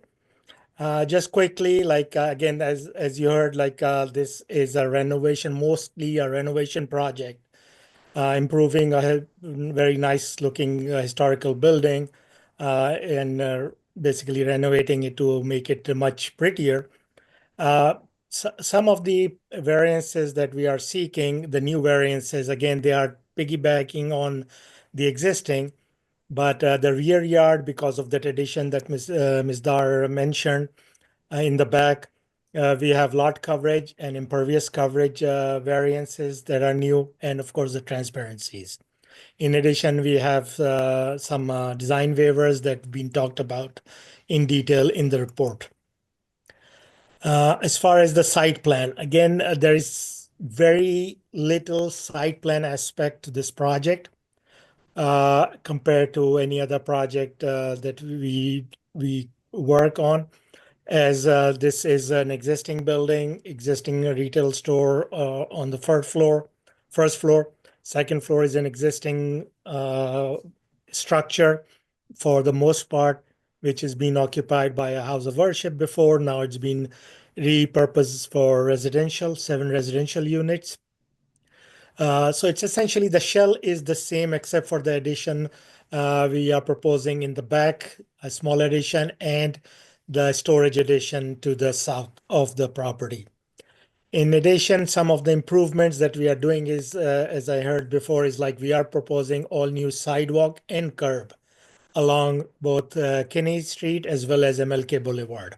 So all this sidewalk and curb will be replaced. And as Ms. Dar mentioned, that again, all these stores needs to be ADA accessible, so they will be regraded to make sure each store is accessible as far as the ADA compliance is concerned. In addition, we are proposing shade trees, which there are not in the area.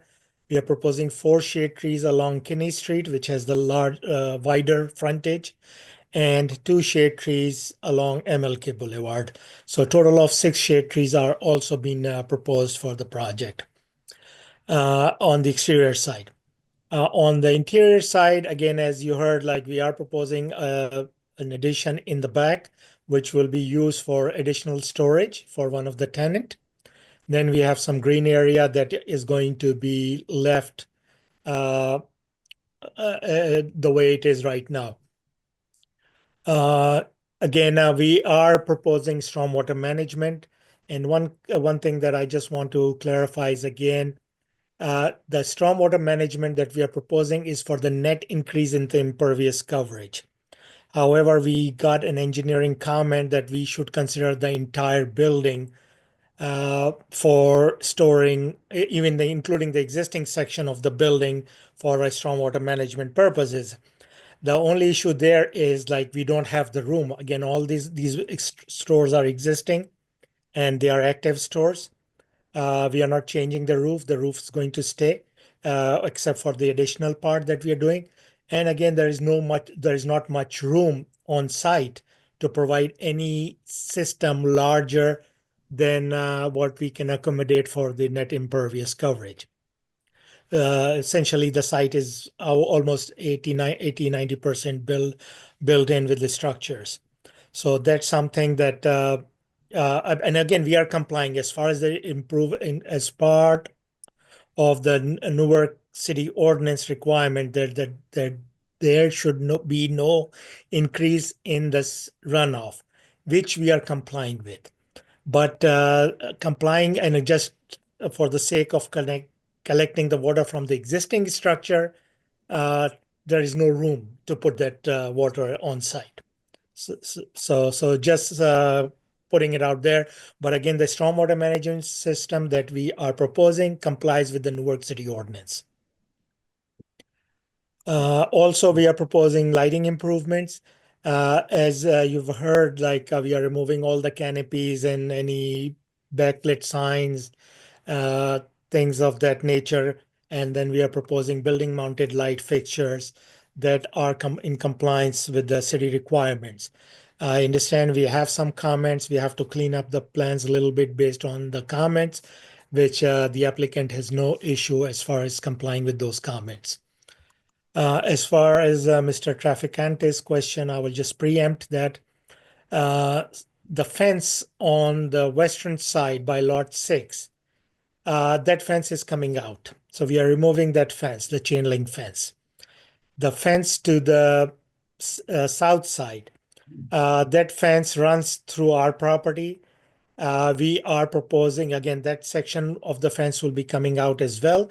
And we are proposing a new chain link fence along the side or the rear adjacent to lot 12 as a new chain link fence on that side to replace the existing chain link fence. As far as the encroachment about the Bilco doors, those are existing Bilco doors. They've been there, I believe, from the day these buildings were constructed. As far as I know, or the applicant knows, I don't think so. They have any records or they have any information as to if there is an agreement exist between the city and the property owner in the past or current. So whatever will require for the applicant to seek from the city as far as keeping those Bilco doors, they will remain there because they are the access to the basement. But as far as I know, there is no agreement in place between the city and the applicant or even the prior owners. I believe that's pretty much that I have. Like again, as I said, like there is very minimum site improvements, but we are taking care of all the critical issues. The main thing is the sidewalk, the concrete curb in the front, landscaping. We are providing shade trees. We are making lighting improvements. And above all, we are making a nice facade improvement that will make this property enhance further. That's my direct testimony. Thank you, Mr. Khan. I see brother Mr. Traficante has his hand raised. Mr. Traficante, are you ready? Yes, ma'am. Mr. Khan, Yes, sir. just to clarify for the record. Okay, you're saying those Bilco doors are to remain in the public right of ways? Yes, they are existing Bilco doors that been. I'm not sure when they were built, but my understanding is that they were built as part of the original building, and that is the access to the basement level. So they, as far as I understand, that they will remain. And your client has no record of any approvals or easements granted to them by the city for these doors? That is my understanding. Yes. All right. What does your client plan to do? Oh, all right. Our client would be inclined to make the appropriate agreements with the town for legal protection. Oh, you know, a hold harmless will not work, right? Hold harmless don't run with the property. So it's gotta be some other tool or other implement. I'll work that out with the city attorney. To indemnify the city from litigation. Yep. And also, Mr. Khan, for the record, do you know where all those existing roof drains go to that come off the existing building? Do they discharge to the sidewalk or to the gutter or to an adjoining property? Do you know? They basically there are a few roof drains that discharge towards the street. All right, well, you know, you can't do that, right? You know, you're gonna have to reroute those existing roof drains and, you know, maybe not do detention. All right, but you're gonna have to connect them to a combined sewer or a storm sewer out in the street.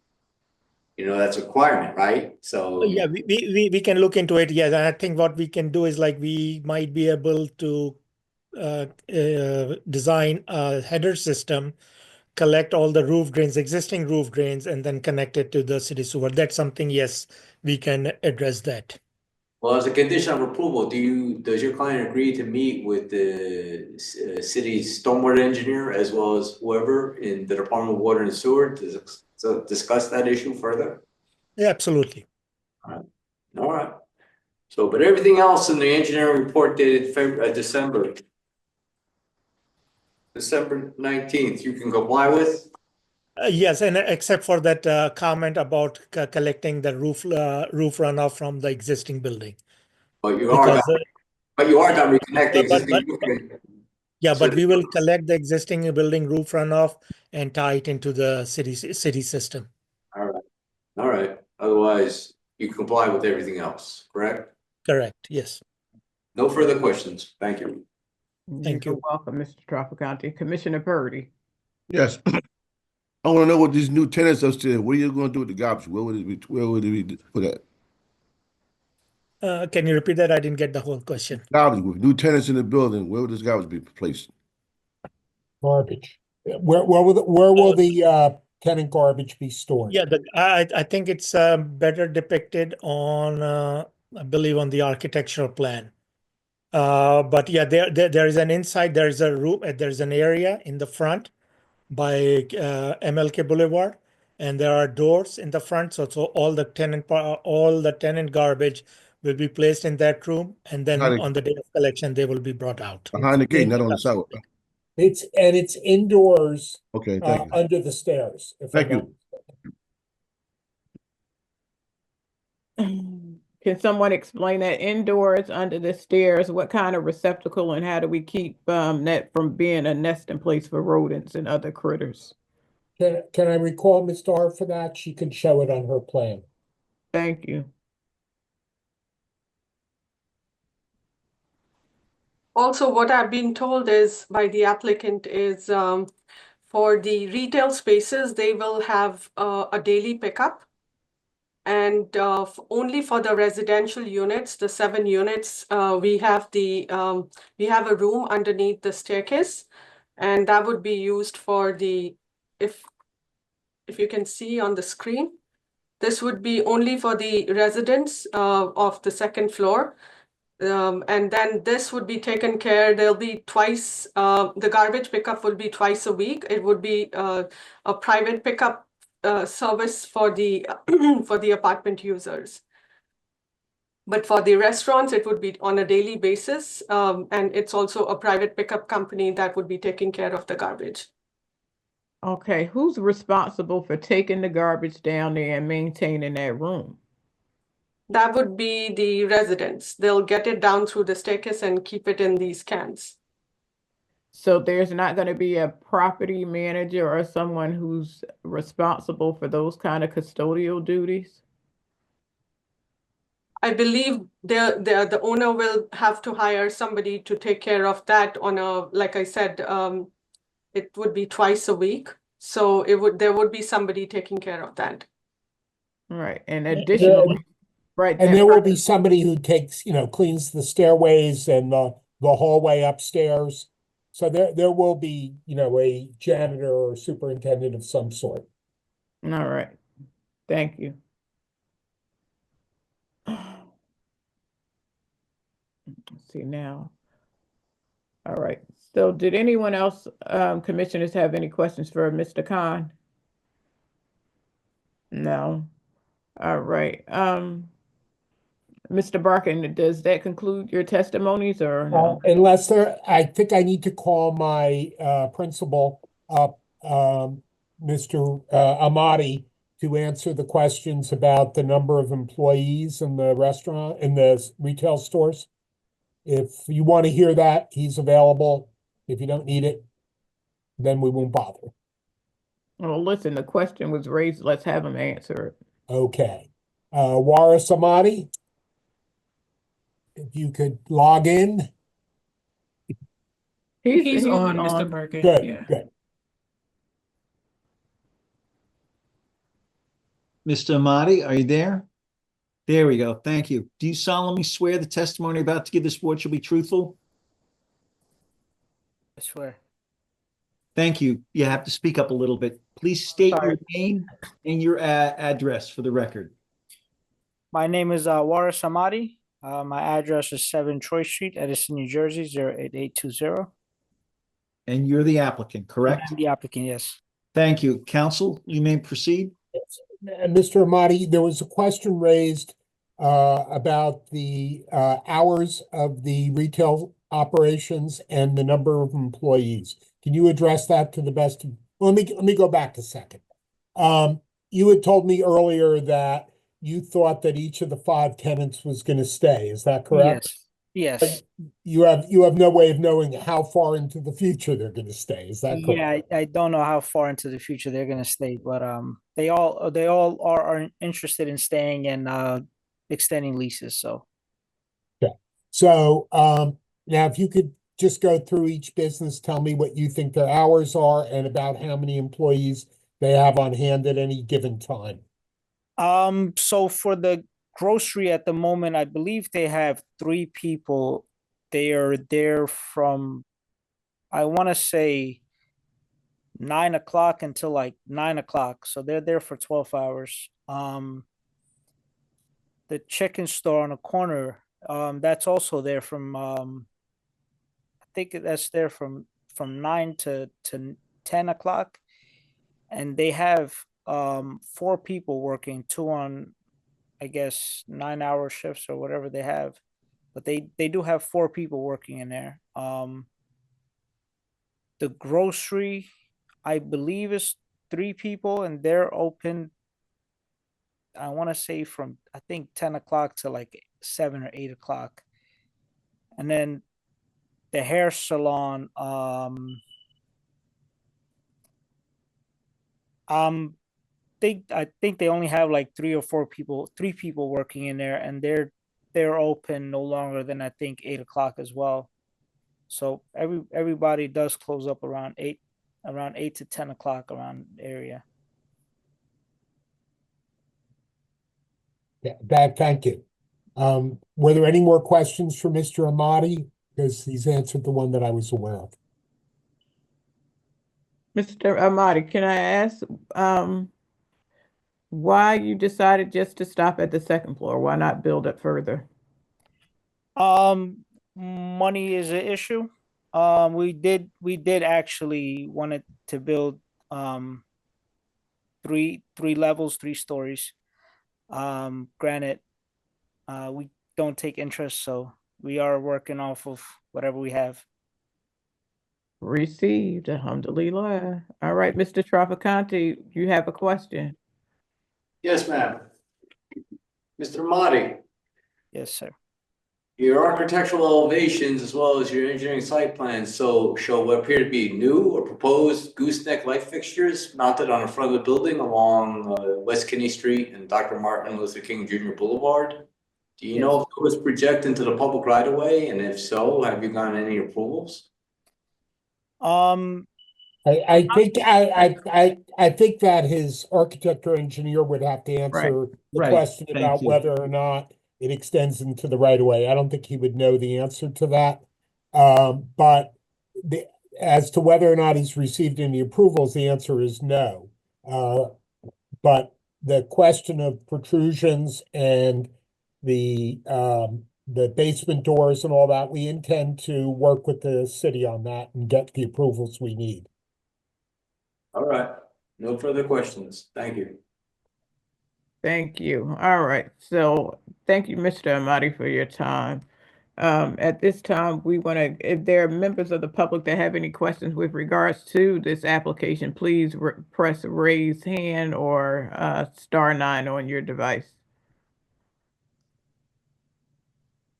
Seeing none at this time, Madam Chair. Thank All you. right. Given that we don't have any questions from the public, can we have someone to present a motion, please? Motion to move it? Second. All right, moved by Commissioner Purdy and seconded by Commissioner James. Madam Secretary, roll call, please. Commissioner De Silva. Yes. Yes. I'm sorry about that. Commissioner Jordan. Yes. Commissioner Purdy. Yes. Commissioner Byers. Yes. Commissioner Timmons. Yes. Commissioner Scott Roundtree.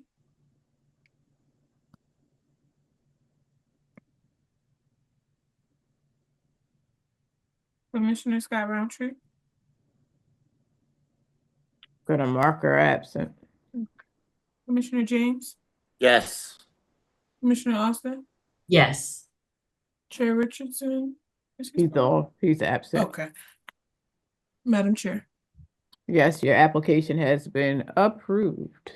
Thank you very much. We appreciate the time of the board. Thank you. You're welcome. We're looking forward to that project. Just do me a favor, Mr. Ajay, before they go, just make sure they hire somebody there to clean this garbage around, because I don't want to go out there and see garbage flying around, things they should have a superintendent for that. With all my respect, should have said it before. All right. Thank you. Thank All you. right. Thank you. All right. Thank you. Next, we're going into application number 6. This is item number 6 on the agenda, pardon me. Application CPB 24-95, which is 548 through 562 Broadway. And the attorney is Jennifer Carrillo Perez, and she is here. Good evening, ma'am. Good evening, everyone. Let me just confirm we have Mr. Eric Huff on, Hough, and Jose Carballo. Oh.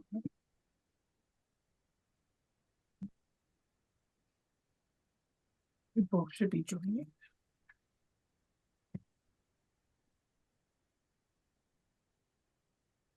Perfect. All right. Thank you so much.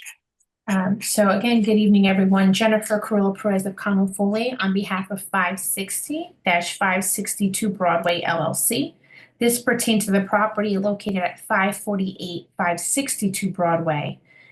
This property is located within the C2 commercial and residential zone.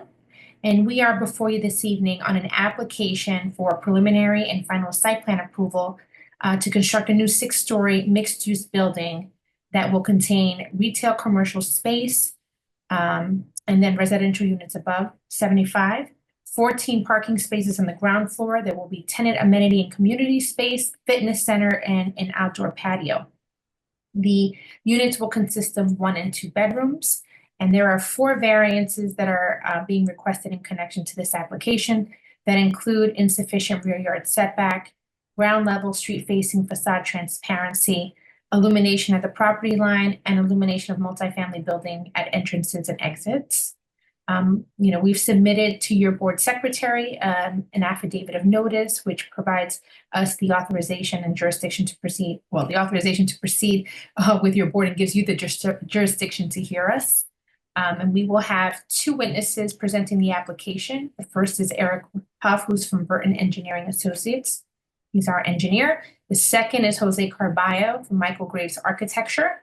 And so before I ask them to be sworn in, we received 3 reports.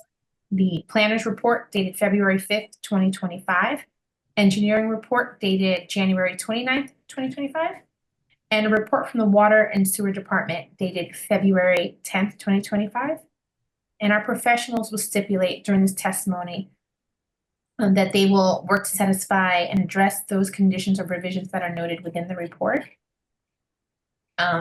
As just a matter of background, and I think it was noted in one report, this application was actually approved, a very similar application, before zoning board in 2022. Zoning has since changed. We're here for some modifications to the approval, and because the zone changed, you now have jurisdiction over this application. So it's being presented to you as the first time, but just because I saw it noted in the report, I just wanted to give you the clarification on why we are now before you, right? The zoning has changed to C2. So with that, I'd like to have Mr. Eric Huff sworn in, please. Good evening. Yes, good evening, Mr. Huff. Do you solemnly swear the testimony you're about to give this board shall be truthful? I do. Thank you. Please state your name and affiliation to this application. My name is Eric, E-R-I-C, Hough, H-O-U-G-H. I am the civil engineer on this project. Mr. Hof, can you please provide the board the benefit of your current place of employment and the status of the background, your educational background, and the status of your license, please? Yes, I currently work at Burton Engineering. I graduated from Rutgers University in 2006 with a bachelor's degree in civil engineering. I have been working at Burton Engineering for almost 19 years as a design engineer, and I'm currently licensed in the state of New Jersey. I've testified before many boards in the state of New Jersey. I believe this is the first time at Newark. Yeah. And your license is current and in good standing? That is correct. All right. I'd like to submit him. Mr. Hope, you are accepted by the board. You can proceed. Thank you. Thank you. Mr. Hope, your office prepared the plans that were submitted as part of this application. Is that correct? That is true. All right. And if you can, please, through the share screen option, please walk the board through an overview and description of the existing conditions, as well as the proposed site improvements. Sure. Can everyone see my screen? We can. Okay. The site is located at 548, 562 Broadway, which is lots 42 through 48 in block 679.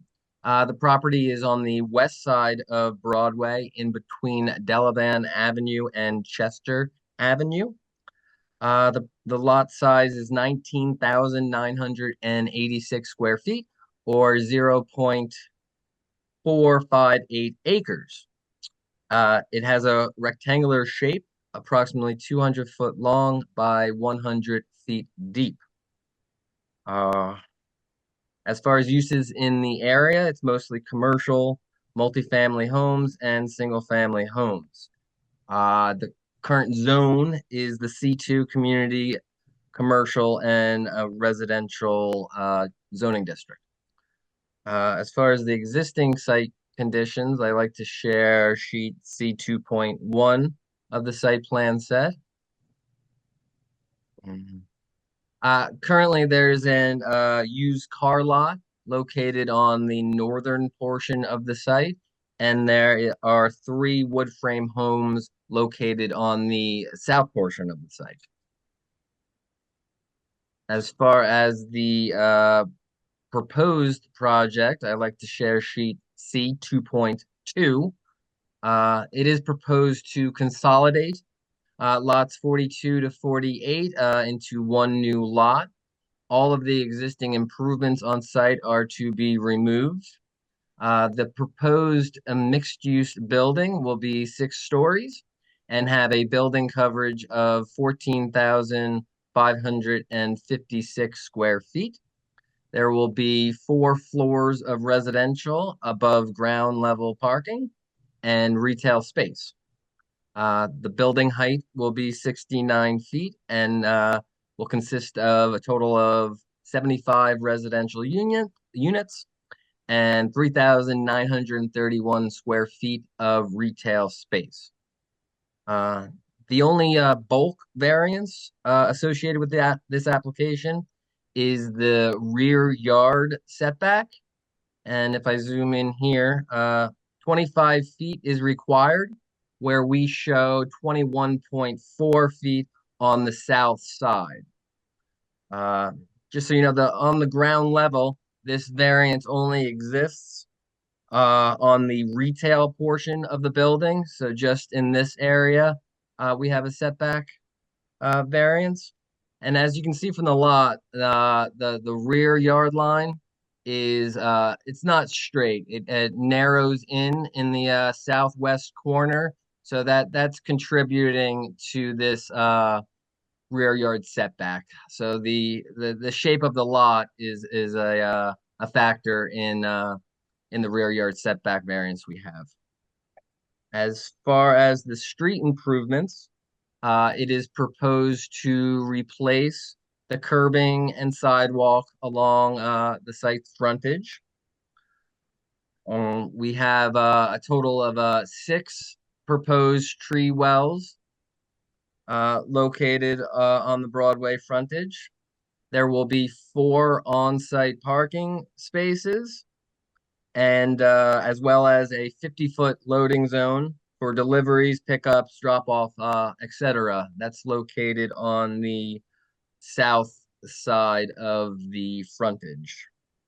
Mr. Humphrey, just to, if I can briefly interrupt you. So Yep. we're looking to do the landscaping along the front, and you've received the reports both from the Department of Engineering and the planner's report, correct? That is correct. And you reviewed them, is that correct? That's correct. And so would you just note for the record that will the applicant agree to accommodate landscaping on site and will work with the city arborist to ensure that we certainly maximize what can be done on the site, ensuring we comply, but without obstruction of sightlines? Is that your understanding? That's correct. I was going to get into that a little bit Perfect. later in my testimony, but that is correct. Okay. Other site features that I wanted to go over is there is a proposed paver patio area on grade in the rear of the building. This is only located behind the residential amenities in the center of the building, and it does not extend behind the rear of the parking garage. As far as vehicle access, there will be a proposed 22-foot wide 2-way driveway located on the north side of the frontage. And as far as pedestrian access, this is via at-grade doors from the sidewalk. As far as the ground level layout, if we can go back quickly, I apologize. There are some clarifications that were requested. And I think just to note for the record, we're proposing the 22 feet wide with respect to the access doorway. Is that correct? That is correct. Okay.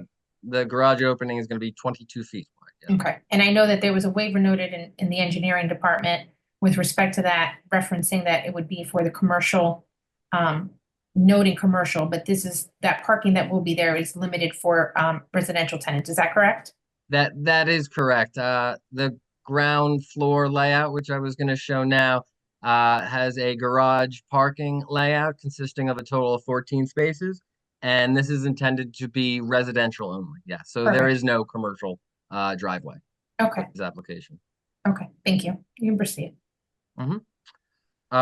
So looking at the ground level layout, this is sheet C 2.3 of the site plan set. The garage parking area is located on the north side of the building with the retail space on the south side. And there will be residential lobby and amenities in the middle of the building. A trash room is proposed to the right of the lobby entrance, where trash can be collected and carried to the street to be picked up by a private hauler. It should be noted that we previously had one street tree located on the north side of the driveway. This has been relocated to the other side to avoid any issue with the sight line of the motorists exiting the site onto Broadway. As far as grading and drainage, I would like to show sheet C 2.4. The site has some slope to it with grades from elevation 62 at street level to elevation 66 in the rear yard. The residential first floor elevation will be 63.2. As far as drainage, we do have a proposed underground basin located under the parking garage. This will collect roof and backyard runoff.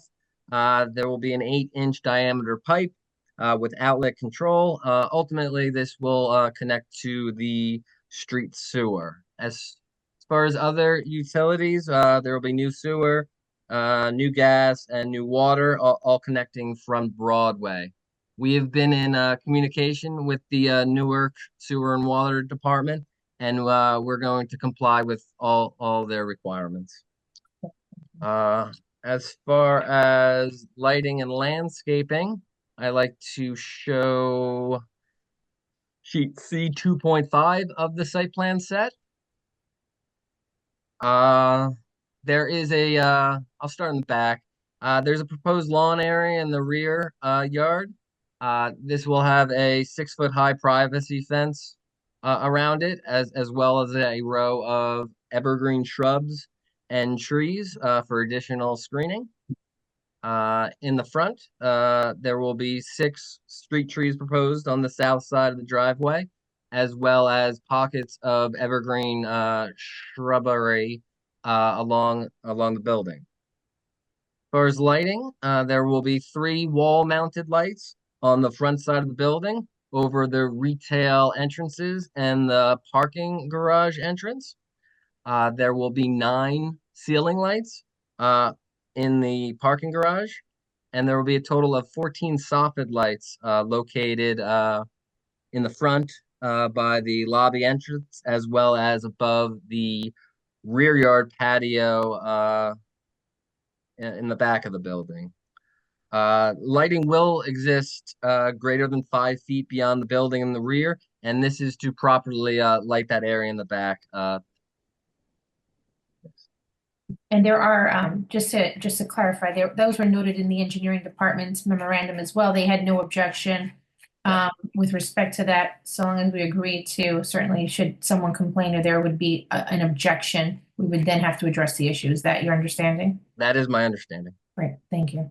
And like I said, I did review the engineering letter dated 1/29/25, and we can comply with all the items in that letter. We have already complied with a handful of them. For instance, the clear line, the clear sight line, we conform with now. We were able to relocate one of the street trees on the other side. Another item was the plan was updated to show 3 compact spaces of 8.5 feet in width. I would also like to bring up I don't think I mentioned it before, but out of those 14 spaces, there's 3 compact spaces, as well as a ADA handicap space and 2 EV spaces as well. The other changes that we made to comply was we now show a 12-foot wide entrance driveway, and we have a proposed stop sign and stop bar located within the parking garage, right at the garage opening. Great. So that's really was my direct testimony. And I believe there was one additional question that was raised in Mr. Trafficante's report, item 5, and I believe it's numeral 19, or can you please provide the board with testimony on how you intend not to disturb the existing buildings and neighbors during construction? Specifically, he was asking regarding excavation of for the project. Yeah. I mean, I would say this is pretty common for this type of urban setting. And I'm confident we'll get a construction plan that will limit that will have no impact to the adjacent structures. As far as the south side, the building will be up against the adjacent building to the south.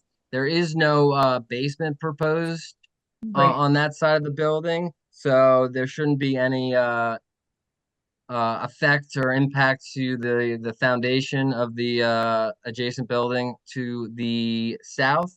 On the north side, we have a little separation, which is a good thing as well. Great.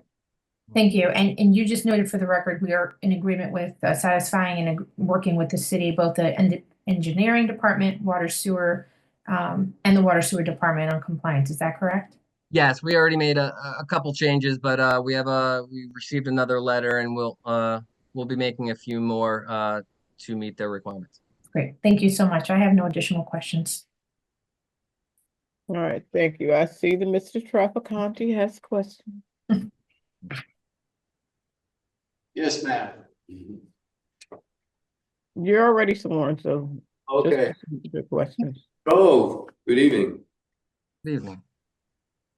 To clarify, all right, well, regarding the testimony you just provided regarding, I guess, a construction plan, would it be reasonable, would your client be willing to provide, and the Department of Engineering recommends to the board as a condition of approval, the applicant provide a statement of excavation signed and sealed by a structural engineer licensed in the state of New Jersey, outlining how they plan to excavate for these foundations along the common property lines to the north and south without undermining or disturbing adjacent structures. Is that something, Mr. Ho, you think your client would be willing to do?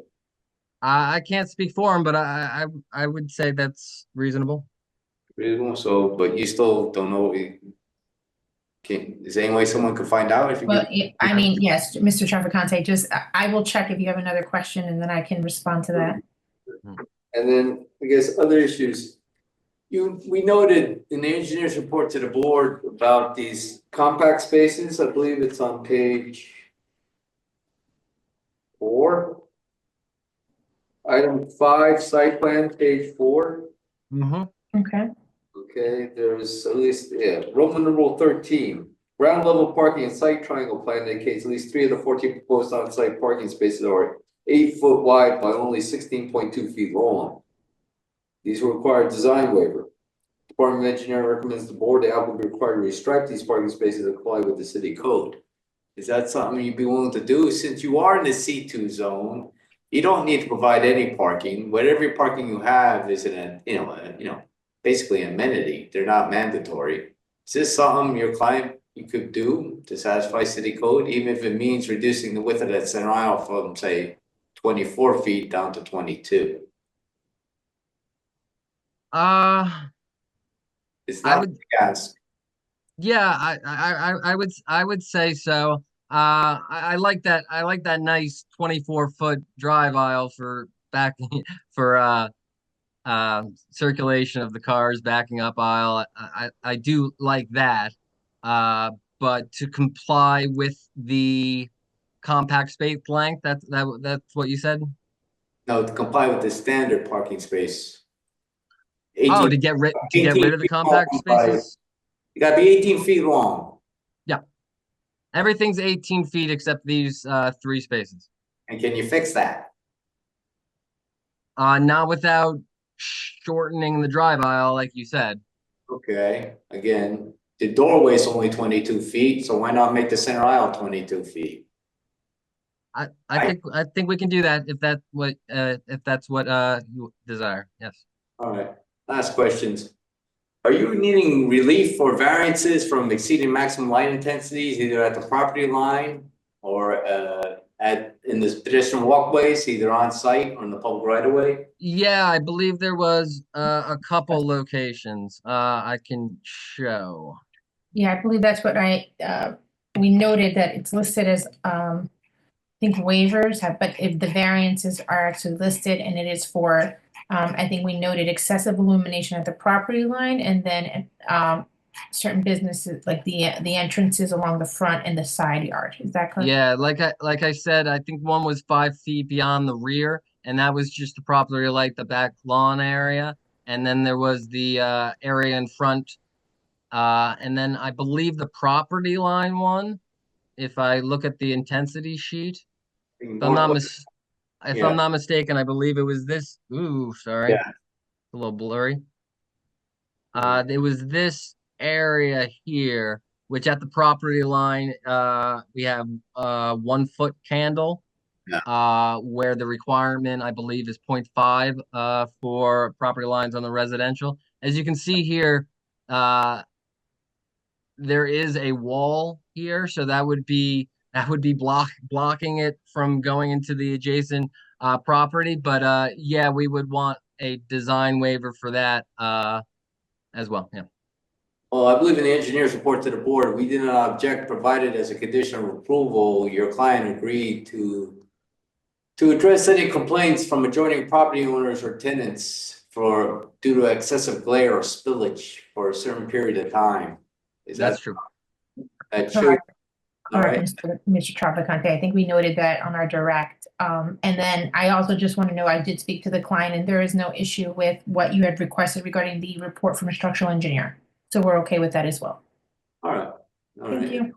The issue is restriping those parking spaces. Yep, I believe there's no issue with that, correct, Mr. G? Yes, we can make those compliant spaces by narrowing the drive aisle. All right. No further questions. Thank you. Thank you. Thank you. Thank you, Mr. Trafficante. Does that conclude the professional testimony, or do you have someone else? We have our project architect, that was our engineer, so we can walk you through. There are just very minimal changes. You have not seen it, so we can walk you through the plan. Mr. F, if you can stop the share screen, perfect. I'd like to now call Mr. Jose Caraballo, who's our architect. Good evening. Dan, you're muted. Mr. Beck, sorry. Good evening, Mr. Carby. Do you solemnly swear the testimony you're about to give this board shall be truthful? I do. Thank you. Once again, please state your name and affiliation to this application. Sure. Jose Carballo, Carballo. I'm the architect for this application. I'm a principal at Michael Graves Architecture and Design. Great. Mr. Carballo, can you provide the board the benefit of your education and the status of your license, please? Absolutely. I graduated from NJIT. I've had a license since 1986. I have testified in front of 100% of the boards in Hudson County, about 50% of the boards in Bergen County. I've been in front of this board as well as the zoning board in Newark. And I have appeared in Trenton, Camden, Passaic, a whole bunch of boards throughout the state. And your license is current and good standing? Yes, it is. Great. I'd like to submit him. Thank you. Mr. Caraballo, you're accepted by the board. Thank you. Thank you very much. Mr. Carballo, if you can just bring up the plans that were submitted as part of this application, please, through share screen. Great. Can everybody see the screen? Not as of yet. There we are. Perfect. Fantastic. And if you can describe the project, specifically focusing on the interior layout and design of the proposed building. Absolutely. So this is the cover sheet, and what we usually do in the cover sheet is show a rendering of the building. We just want to give the board a flavor of what is that we're proposing tonight. As you can see, it's a 6-story building. First floor is more public spaces. You got retail, you got your lobby, you got some parking on this side. Then you have 4 full floors of units, and then the 6th floor recedes 10 feet as required by the ordinance. From the building, again, as you can see, the large windows. When we design our buildings, we like to have a lot of glass, a lot of light and air into the units. As you can see, we're breaking up the building because we understand it's a long building, so we're breaking it up with basically the same material, which is it's a GFRC or glass fiber reinforced concrete, and brick on the lower level, but it's got different colors, and it goes in and out, as you will see from the plan. Perfect. So first floor as previously described, it's basically separated into 3 sections. The section on the left is all retail. As you can see, it's got 3 doors in the front. It's got 3 bathrooms. We also have a hood just in case, a kitchen, or even a bagel place that will need to exhaust heat, and that's already built into the project, so that it provides the flexibility for that. The center portion of the building is the actual residential portion of it. As you can see, it's got a central lobby, a central entrance with a lobby. You got the 2 elevators. You have a fitness area to the right. You have a community room, which is more of a lounge and a place for the residents to either meet somebody else or have a birthday party or something like that. Here's the bike storage room, which provides, I believe, it's like 25 bike storage spaces. You have your mail room with, the ever-present and much-needed package room towards the back. And we have towards the front, I mean, this is a mid-block, it's a mid-block building, mid-block property. So everything has to be facing on the front. So we have the trash area, which faces towards the front, and we have the transformer room. This is so that we can have, the electrical service coming into the building. So that's all on the front. Reason I'm, basically stating that is we're gonna go to the transparency later on.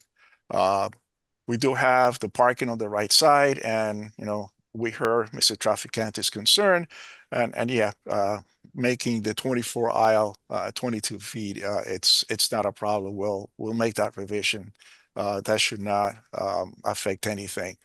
So just very quickly, we have your transformer room, we have the electrical room down in a basement, which is basically just this area here underneath the building. And as you can see, here is several different rooms that will be used for that. Now, one of the variances that we're asking for today is a rear setback violation. So you probably noticed when Mr. Huff showed the entire block. The block, it's not a real rectangle. It actually has a it's it's irregular, right? It has a slanted edge on one side, and you also saw the properties that are all over the place. So what we have is we're asking for a 3-foot 7-inch deviation from the rear yard. And that happens throughout the building, retail as well as the residential portion on top. Now you see the 25-foot setback line, which is the red dotted line here. As you can see that we do have a little bit more of a violation here, and when we get to here now, we fully comply with it. For the variance, correct, the setback. Right, for the variance, that's for the setback. So again, that's due to this property line being slanted for a certain length. So so for the residents, we have a nice big lawn in the back where you can play bocce ball, set up some chairs and just enjoy the sun. We also have a rear patio that is covered by the building. You can see the blue lines is the building above it. So the rear patio again, in case of rain, in case of really heavy sun, you can still enjoy the outdoors in your rear patio right off of that. Fitness room, community room have toilets. Again, this is just for the residents, but it's just to make it a comfortable residence. The front is it's what Mr. Huff testified to. We have not made any changes to it. And again, the only change would be right over here with the 22 instead of the 24 foot wide. The units, again, you have the 2 elevators. You have their order along a corridor with stairs almost towards the end. This provides the exiting, the access to the building. Because we have the elevator, this building is fully accessible, and it does maintain all the distances so that it's actually fully adaptable, so that at some point it could be made fully accessible. So we have 2-bedroom units, which are these purple type of color towards the ends of the building. They're just over 1,100 square feet. The brown color are the 1-bedrooms, say 679 square feet, 715. Again, 679 again, 631. So they range from like 630 to like 750 for the 1-bedroom. So we have 1-bedroom plus den, which is the light blue units, and those would be 800 square feet, and 1 plus den because we have a bedroom, you have your living room, and then we have a den in the middle of the space, which again could be used as a bedroom as well. Mr. Carvalho, just to clarify, floors 2 through 5, would it be just as noted on your plans, are a consistent floor plan, correct? It's similar? It is the same as that. It's not only similar, it is the same. Perfect. Where did I go? No. And just to clarify, I think, is the plans, while that uploads, I think you might have to Yeah, let me stop just stop share screen and I can just ask you the question. So you indicate it's on the 2nd to the 5th floor, there are 12 one-bedrooms, correct? That is correct. And there's 2 one-bedrooms with the dens that were highlighted in that other color. Oh my, right, correct. And then the two bedrooms that were highlighted during your testimony previously on the corners of the building, correct? That is correct. And as noted in the plans that were submitted along the corridor, is there a trash chute? Yes, and if I could find a plan, which I don't know what Well, happened you can to work on it and I can continue asking questions. Sure, please. So there's a trash chute. There's also a utility Oh, closet. there you go. Okay, I found it. So yeah, so that's we can't see it, so you'd have to do a share screen, please. I will have to share again. Okay, not a problem. Can you see it now? Hold on. Yes, perfect. Yes. Okay, great. So yeah, so that was going to be part of the testimony that I was going to give next. So you see all these dark brown utility closets, and so we have some recycling rooms, so that the trash chute, which is here, it's only for trash itself, not glass, not paper. That is recycled here. Building super will take it from here down into the trash area, and then it will be taken out for the hauler to remove. Again, we have a few utility rooms. We have a janitor's closet. All these utility rooms are needed for building systems to go vertically through the building. Again, you have your elevator, you have a larger lobby here, and this is again fully accessible building. Adaptable, correct? No, it's actually it's fully adaptable. That's right. Accessible is when you have all the other Correct. components. So from the 2nd to the 5th floor, they're all the same. As far as the layout, then we go to the 6th floor, and again, just to comply with the zoning and comply with a building that is 6 or more stories tall, we're setting it back 10 feet. So as you can see, the rear of the building is the layout is the same. It only changes towards the front because obviously we have less distance, less room, so that we can have more units and comply with the with the zoning. So that, and again, all the other rooms are the same size. The new rooms, the one bedrooms are about 848. There's a 2-bedroom here that's 1,071 square feet, and then 737 and 848. So they're all good size units. The bedrooms are good size. We don't have anything that is less than 10 foot wide. So it is a very comfortable building. Okay. I think one of the things that I was remiss at the beginning is, so we have a unit matrix. We have 75 units, 54 units are 1 bedroom. 10 units are, and those are the ones alongside the elevator, between the elevator and the stairs. 1 bedroom plus den, we have 10 of those. We have 11 2-bedrooms, and we have a total of 75 units. We also have a calculation to comply with several of the requirements of the zone. So in order to have a 5-story building or Yep. that size building, the green roof has to equal 65% coverage. We are actually at 73%. So we have 9,800 square feet out of 13,000 square feet. The amenity space, 75 units at 100 square feet per unit, 7,500. We have amenity space that is 7,571. That's the lawn that we were talking about in the rear of the first floor, and then a roof deck that is 2,000 square feet. So we do comply with those sections of the code that allows us to have the extra height on the building. Okay. And just to clarify as well, and I don't know if we put that on the testimony, but it's certainly on your plans that each unit will have its own washer and dryer. Is that correct? Absolutely. That's one of the amenities that we have, and I was going to go through some of the amenities, but yeah, that's one of the amenities that we have. The other, I think, big amenity is we have a nice size roof deck, which is this, I guess, purplish color, light blue color. this color here. So that's about 2,000 square feet. You have the stairs. You have, on both sides, you have one of the elevators going up there because, again, it's adaptable. So you have to have a certain accessibility to the roof. And you can see the green on the roof, which is everything but the deck. So aside from that on the roof, again, on this side, we have the kitchen exhaust.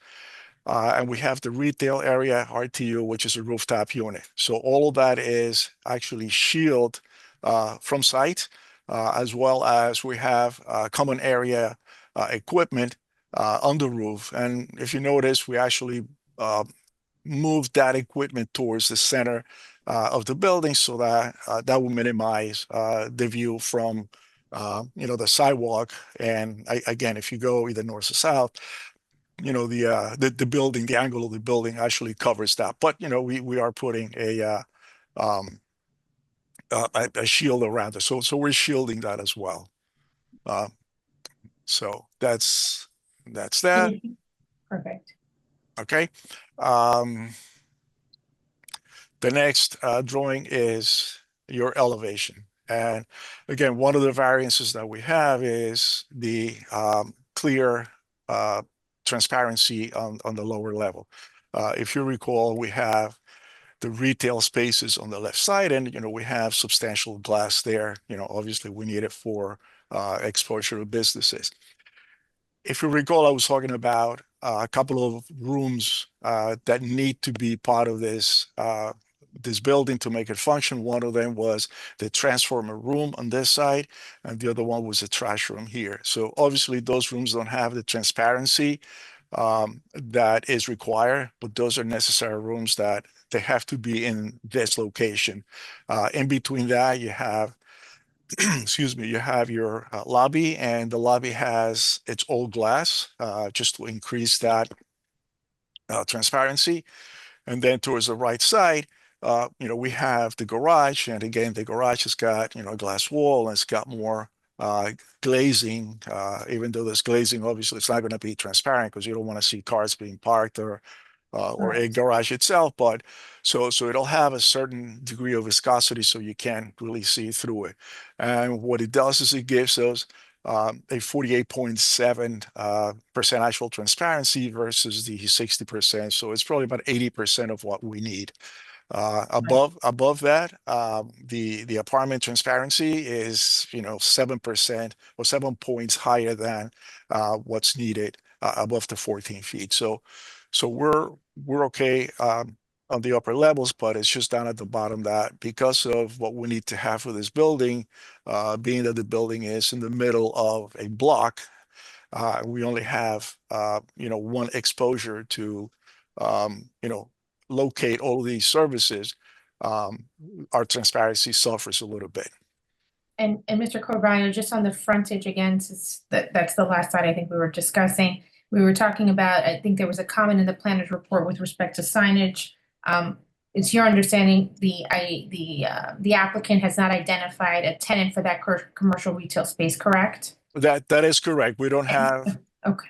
We don't have a tenant yet. We don't know if it's 1 or 3 tenants or what. So we don't have that yet. And so, but we would say that what's understood is that we would ensure that the signage would comply with the city as of today with the local requirements, but understanding that if it doesn't, we would have to return. I'm sorry, that is correct. Okay, great. And then with respect to, we discussed the signage, you mentioned the garbage and recycling. Just, I think there was a question with respect to how many garbage and recycling cans will the trash room be able to hold? If you can just give the dimensions and the estimation on that. Sure, I was remiss to say that. So yes, so you can see the trash room is pretty substantial. It's 22 foot deep by almost 15 foot wide. If you take a trash can that is about 24 inches, it's 2 feet, you could probably have 11 trash cans here and probably, let's say 8. So you have a little bit of room for the door on this side.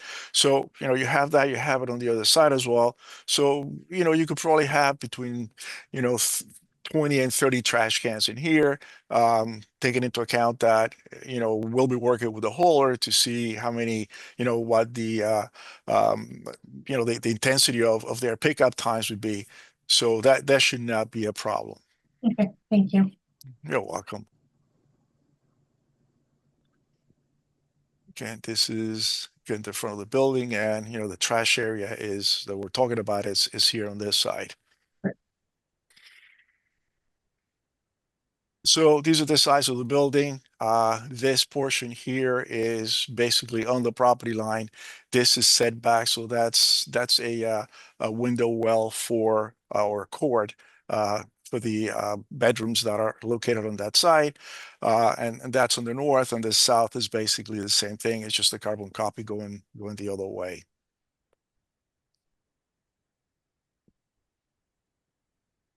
Rear of the elevation, you see here, this is the retail on that side. This is the cover deck that we have for the tenants. And you can see the entrances to, this is the common area lounge.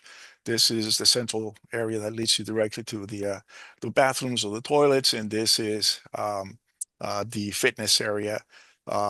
That actually opens, and if you want to do yoga or warm up or cool down, you could always go to the outside to the deck. It's got direct access. On this side, this is open. This is the parking area, the rear of the parking area, so that's open for ventilation. Again, the materials, the ins and outs of the building. We tried always to design buildings not with just the one frontage, but 4 frontages. Or however many size we have, just to keep the design intensity the same. If I could go back to this level. So one of the questions I was asked from the previous application is the building protruding or going beyond the property line? So this is the front line of the building. As you can see, this is the property line. We are on the property line, so we are not going beyond the property line into the public right of way. So I just wanted to mention that for clarity. Aside from that, Ms. Carrillo, let me know. Thank you so much. I have no additional questions for Mr. Carballo, with the exception of this. You've read the reports, and so those items that relate to that are architectural in nature, we can stipulate to the record we have no issues complying with those comments and recommendations. Is that correct? That is correct. Great. Thank you so much, Mr. Carballo. You're very welcome. Thank you. Commissioners, do you have any questions for the architect, Mr. Carballo? Thank you, Madam Chair. All right, Commissioner Baez. It's a simple question. How many units actually, including commercial units, is going to be in total? So I think what we have it designed as one, and that is what's presented. It's not been clarified. We do not have a tenant as of right now, but that's what's presented in the plans. No, I talk about like how many total units is going to be including a commercial unit. Well, so the residential and the commercial, Mr. Baez? Total. Well, so 75 residential units, and at this point, 1 commercial unit. 75, so that's 15, 16. No, 75. Oh, okay, so that's what I mean. Okay. All right, Yeah. great. So we have a 20% affordable housing in there also, right? Correct. That is correct. Correct. Not a question. Thank you. Thank you. Commissioners, are there any additional questions? Madam Chair. Commissioner James. A couple of questions. First question is regarding, do you have any green elements to mitigate the storm water runoff? Absolutely. Well, first of all, we have a big green lawn area in the back. That's about 5,500 square feet. And then the roof, we have all this whole area that is green. So whatever you see green here, that is a living roof that will help mitigate runoff and drainage generation. God, thank you. Second, the parking situation. Like, how are you going to allocate the parking for the residents versus the commercial, patrons? I can actually, I can answer just for purposes of what the developer is. That will not be for commercial tenants. It will strictly be for the residential. And if there's a door that will have access that will be exclusive for those that have those spaces. Got it. Okay. And it's what, like first come, first serve? Correct. Okay, got it. And the 75 units, does that meet I know the city ordinance change, is that like, I guess qualify for security or no? Does that It does 100 not. units? It does Okay, not. okay, got it. Okay. Definitely much needed, project in that area. So I'm definitely looking forward to it. But it looks exciting. So good luck. Thank you, Commissioner. Thank you, Commissioner James. All right, any others? No? All right. Ms. Carrillo Perez, does that conclude your testimony? It does. I have no additional witnesses. All right. So at this time, if there are any members of the public that have any questions, comments, and concerns, please press, raise hand or *9 on your device. I'm seeing none at this time, Madam Chair. I just had a question for for the minutes. This is no longer 80 units, it's 75. Correct. Okay, thank you. That was it. There's no questions from the public, Madam Chair. So we need someone to present a motion. I make a motion. Second it. All right. The motion is presented by Commissioner Roundtree and seconded by Commissioner Baez. Madam Secretary, roll call, please. Commissioner Jordan, Yes. Commissioner Purdy, Yes. Commissioner Timmons,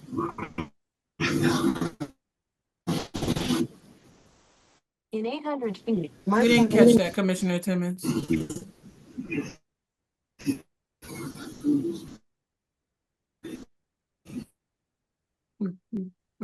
Commissioner Timmons, you can give us a thumbs up. We didn't hear you.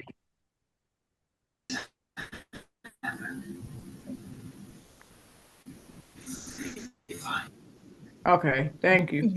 Oh, yes. Take the first exit and stay Commissioner Scott Roundtree, Use the yes. Left lane to turn left Commissioner on Baez, 20 South ramp. Then use the right lane to take the New Jersey 20 South. Commissioner Baez. Yeah, thank you. Okay. Commissioner De Silva, Yes. Commissioner James, Yes. Commissioner Austin, Yes. Madam Chair. Yes, your application has been approved. Thank you so very much. Thank you. Nice Thank you seeing very everyone. much. Have Good a night, great everyone. evening. Bye-bye. All right. So next we're doing minutes or resolutions. We have minutes. All right, I saw them. I would Yeah. like to say something, please. I've been having problems with my audio on one of my other devices, so I was switching back and forth while I was watching the presentations. I probably can't go back to the second application, but the application before this, I truly want to make sure that my vote went in for a yes. Then merge onto New Jersey 20 South. All right, thank you so very much. Thank you. Thank you. All right. All right, so has everyone had an opportunity to review the minutes from January 27th meeting? I have the date right, Madam Secretary? Yes. Got it right. Oh. Continue for 3/4 of a mile. All right, so any questions, comments, concerns, additions to the minutes? All in favor of accepting the minutes, say aye. Aye. Hi. All right, the minutes are accepted. We're going to give you the floor, Mr. Beck. Thank you, Madam Chair. Okay, we have 5 resolutions to be memorialized. First is CPB 20-56, 573 Dr. Martin Luther King Jr. Boulevard. Number 2, CPB 24-40, 521, 527, 529 Springfield Avenue. CPB 2376, 60-62 Delancey Street. Number 4, CPB 2493, 137-151 Roselle Avenue. And lastly, 5, CPB 2494, 636 South 10th Street. All those commissioners that voted affirmatively approve them are permitted to memorialize same. If anybody objects, please put it on the record. Otherwise, these will be memorialized. Thank you. Thank you all. A motion to adjourn the meeting. Motion to adjourn. All right, all in favor? Aye. All Aye. right. Good night. Thank you. Thank you all. It was brief, but boy, it was a little taxing. We were Thank working. you, thank you, thank you. You guys are amazing. Good night.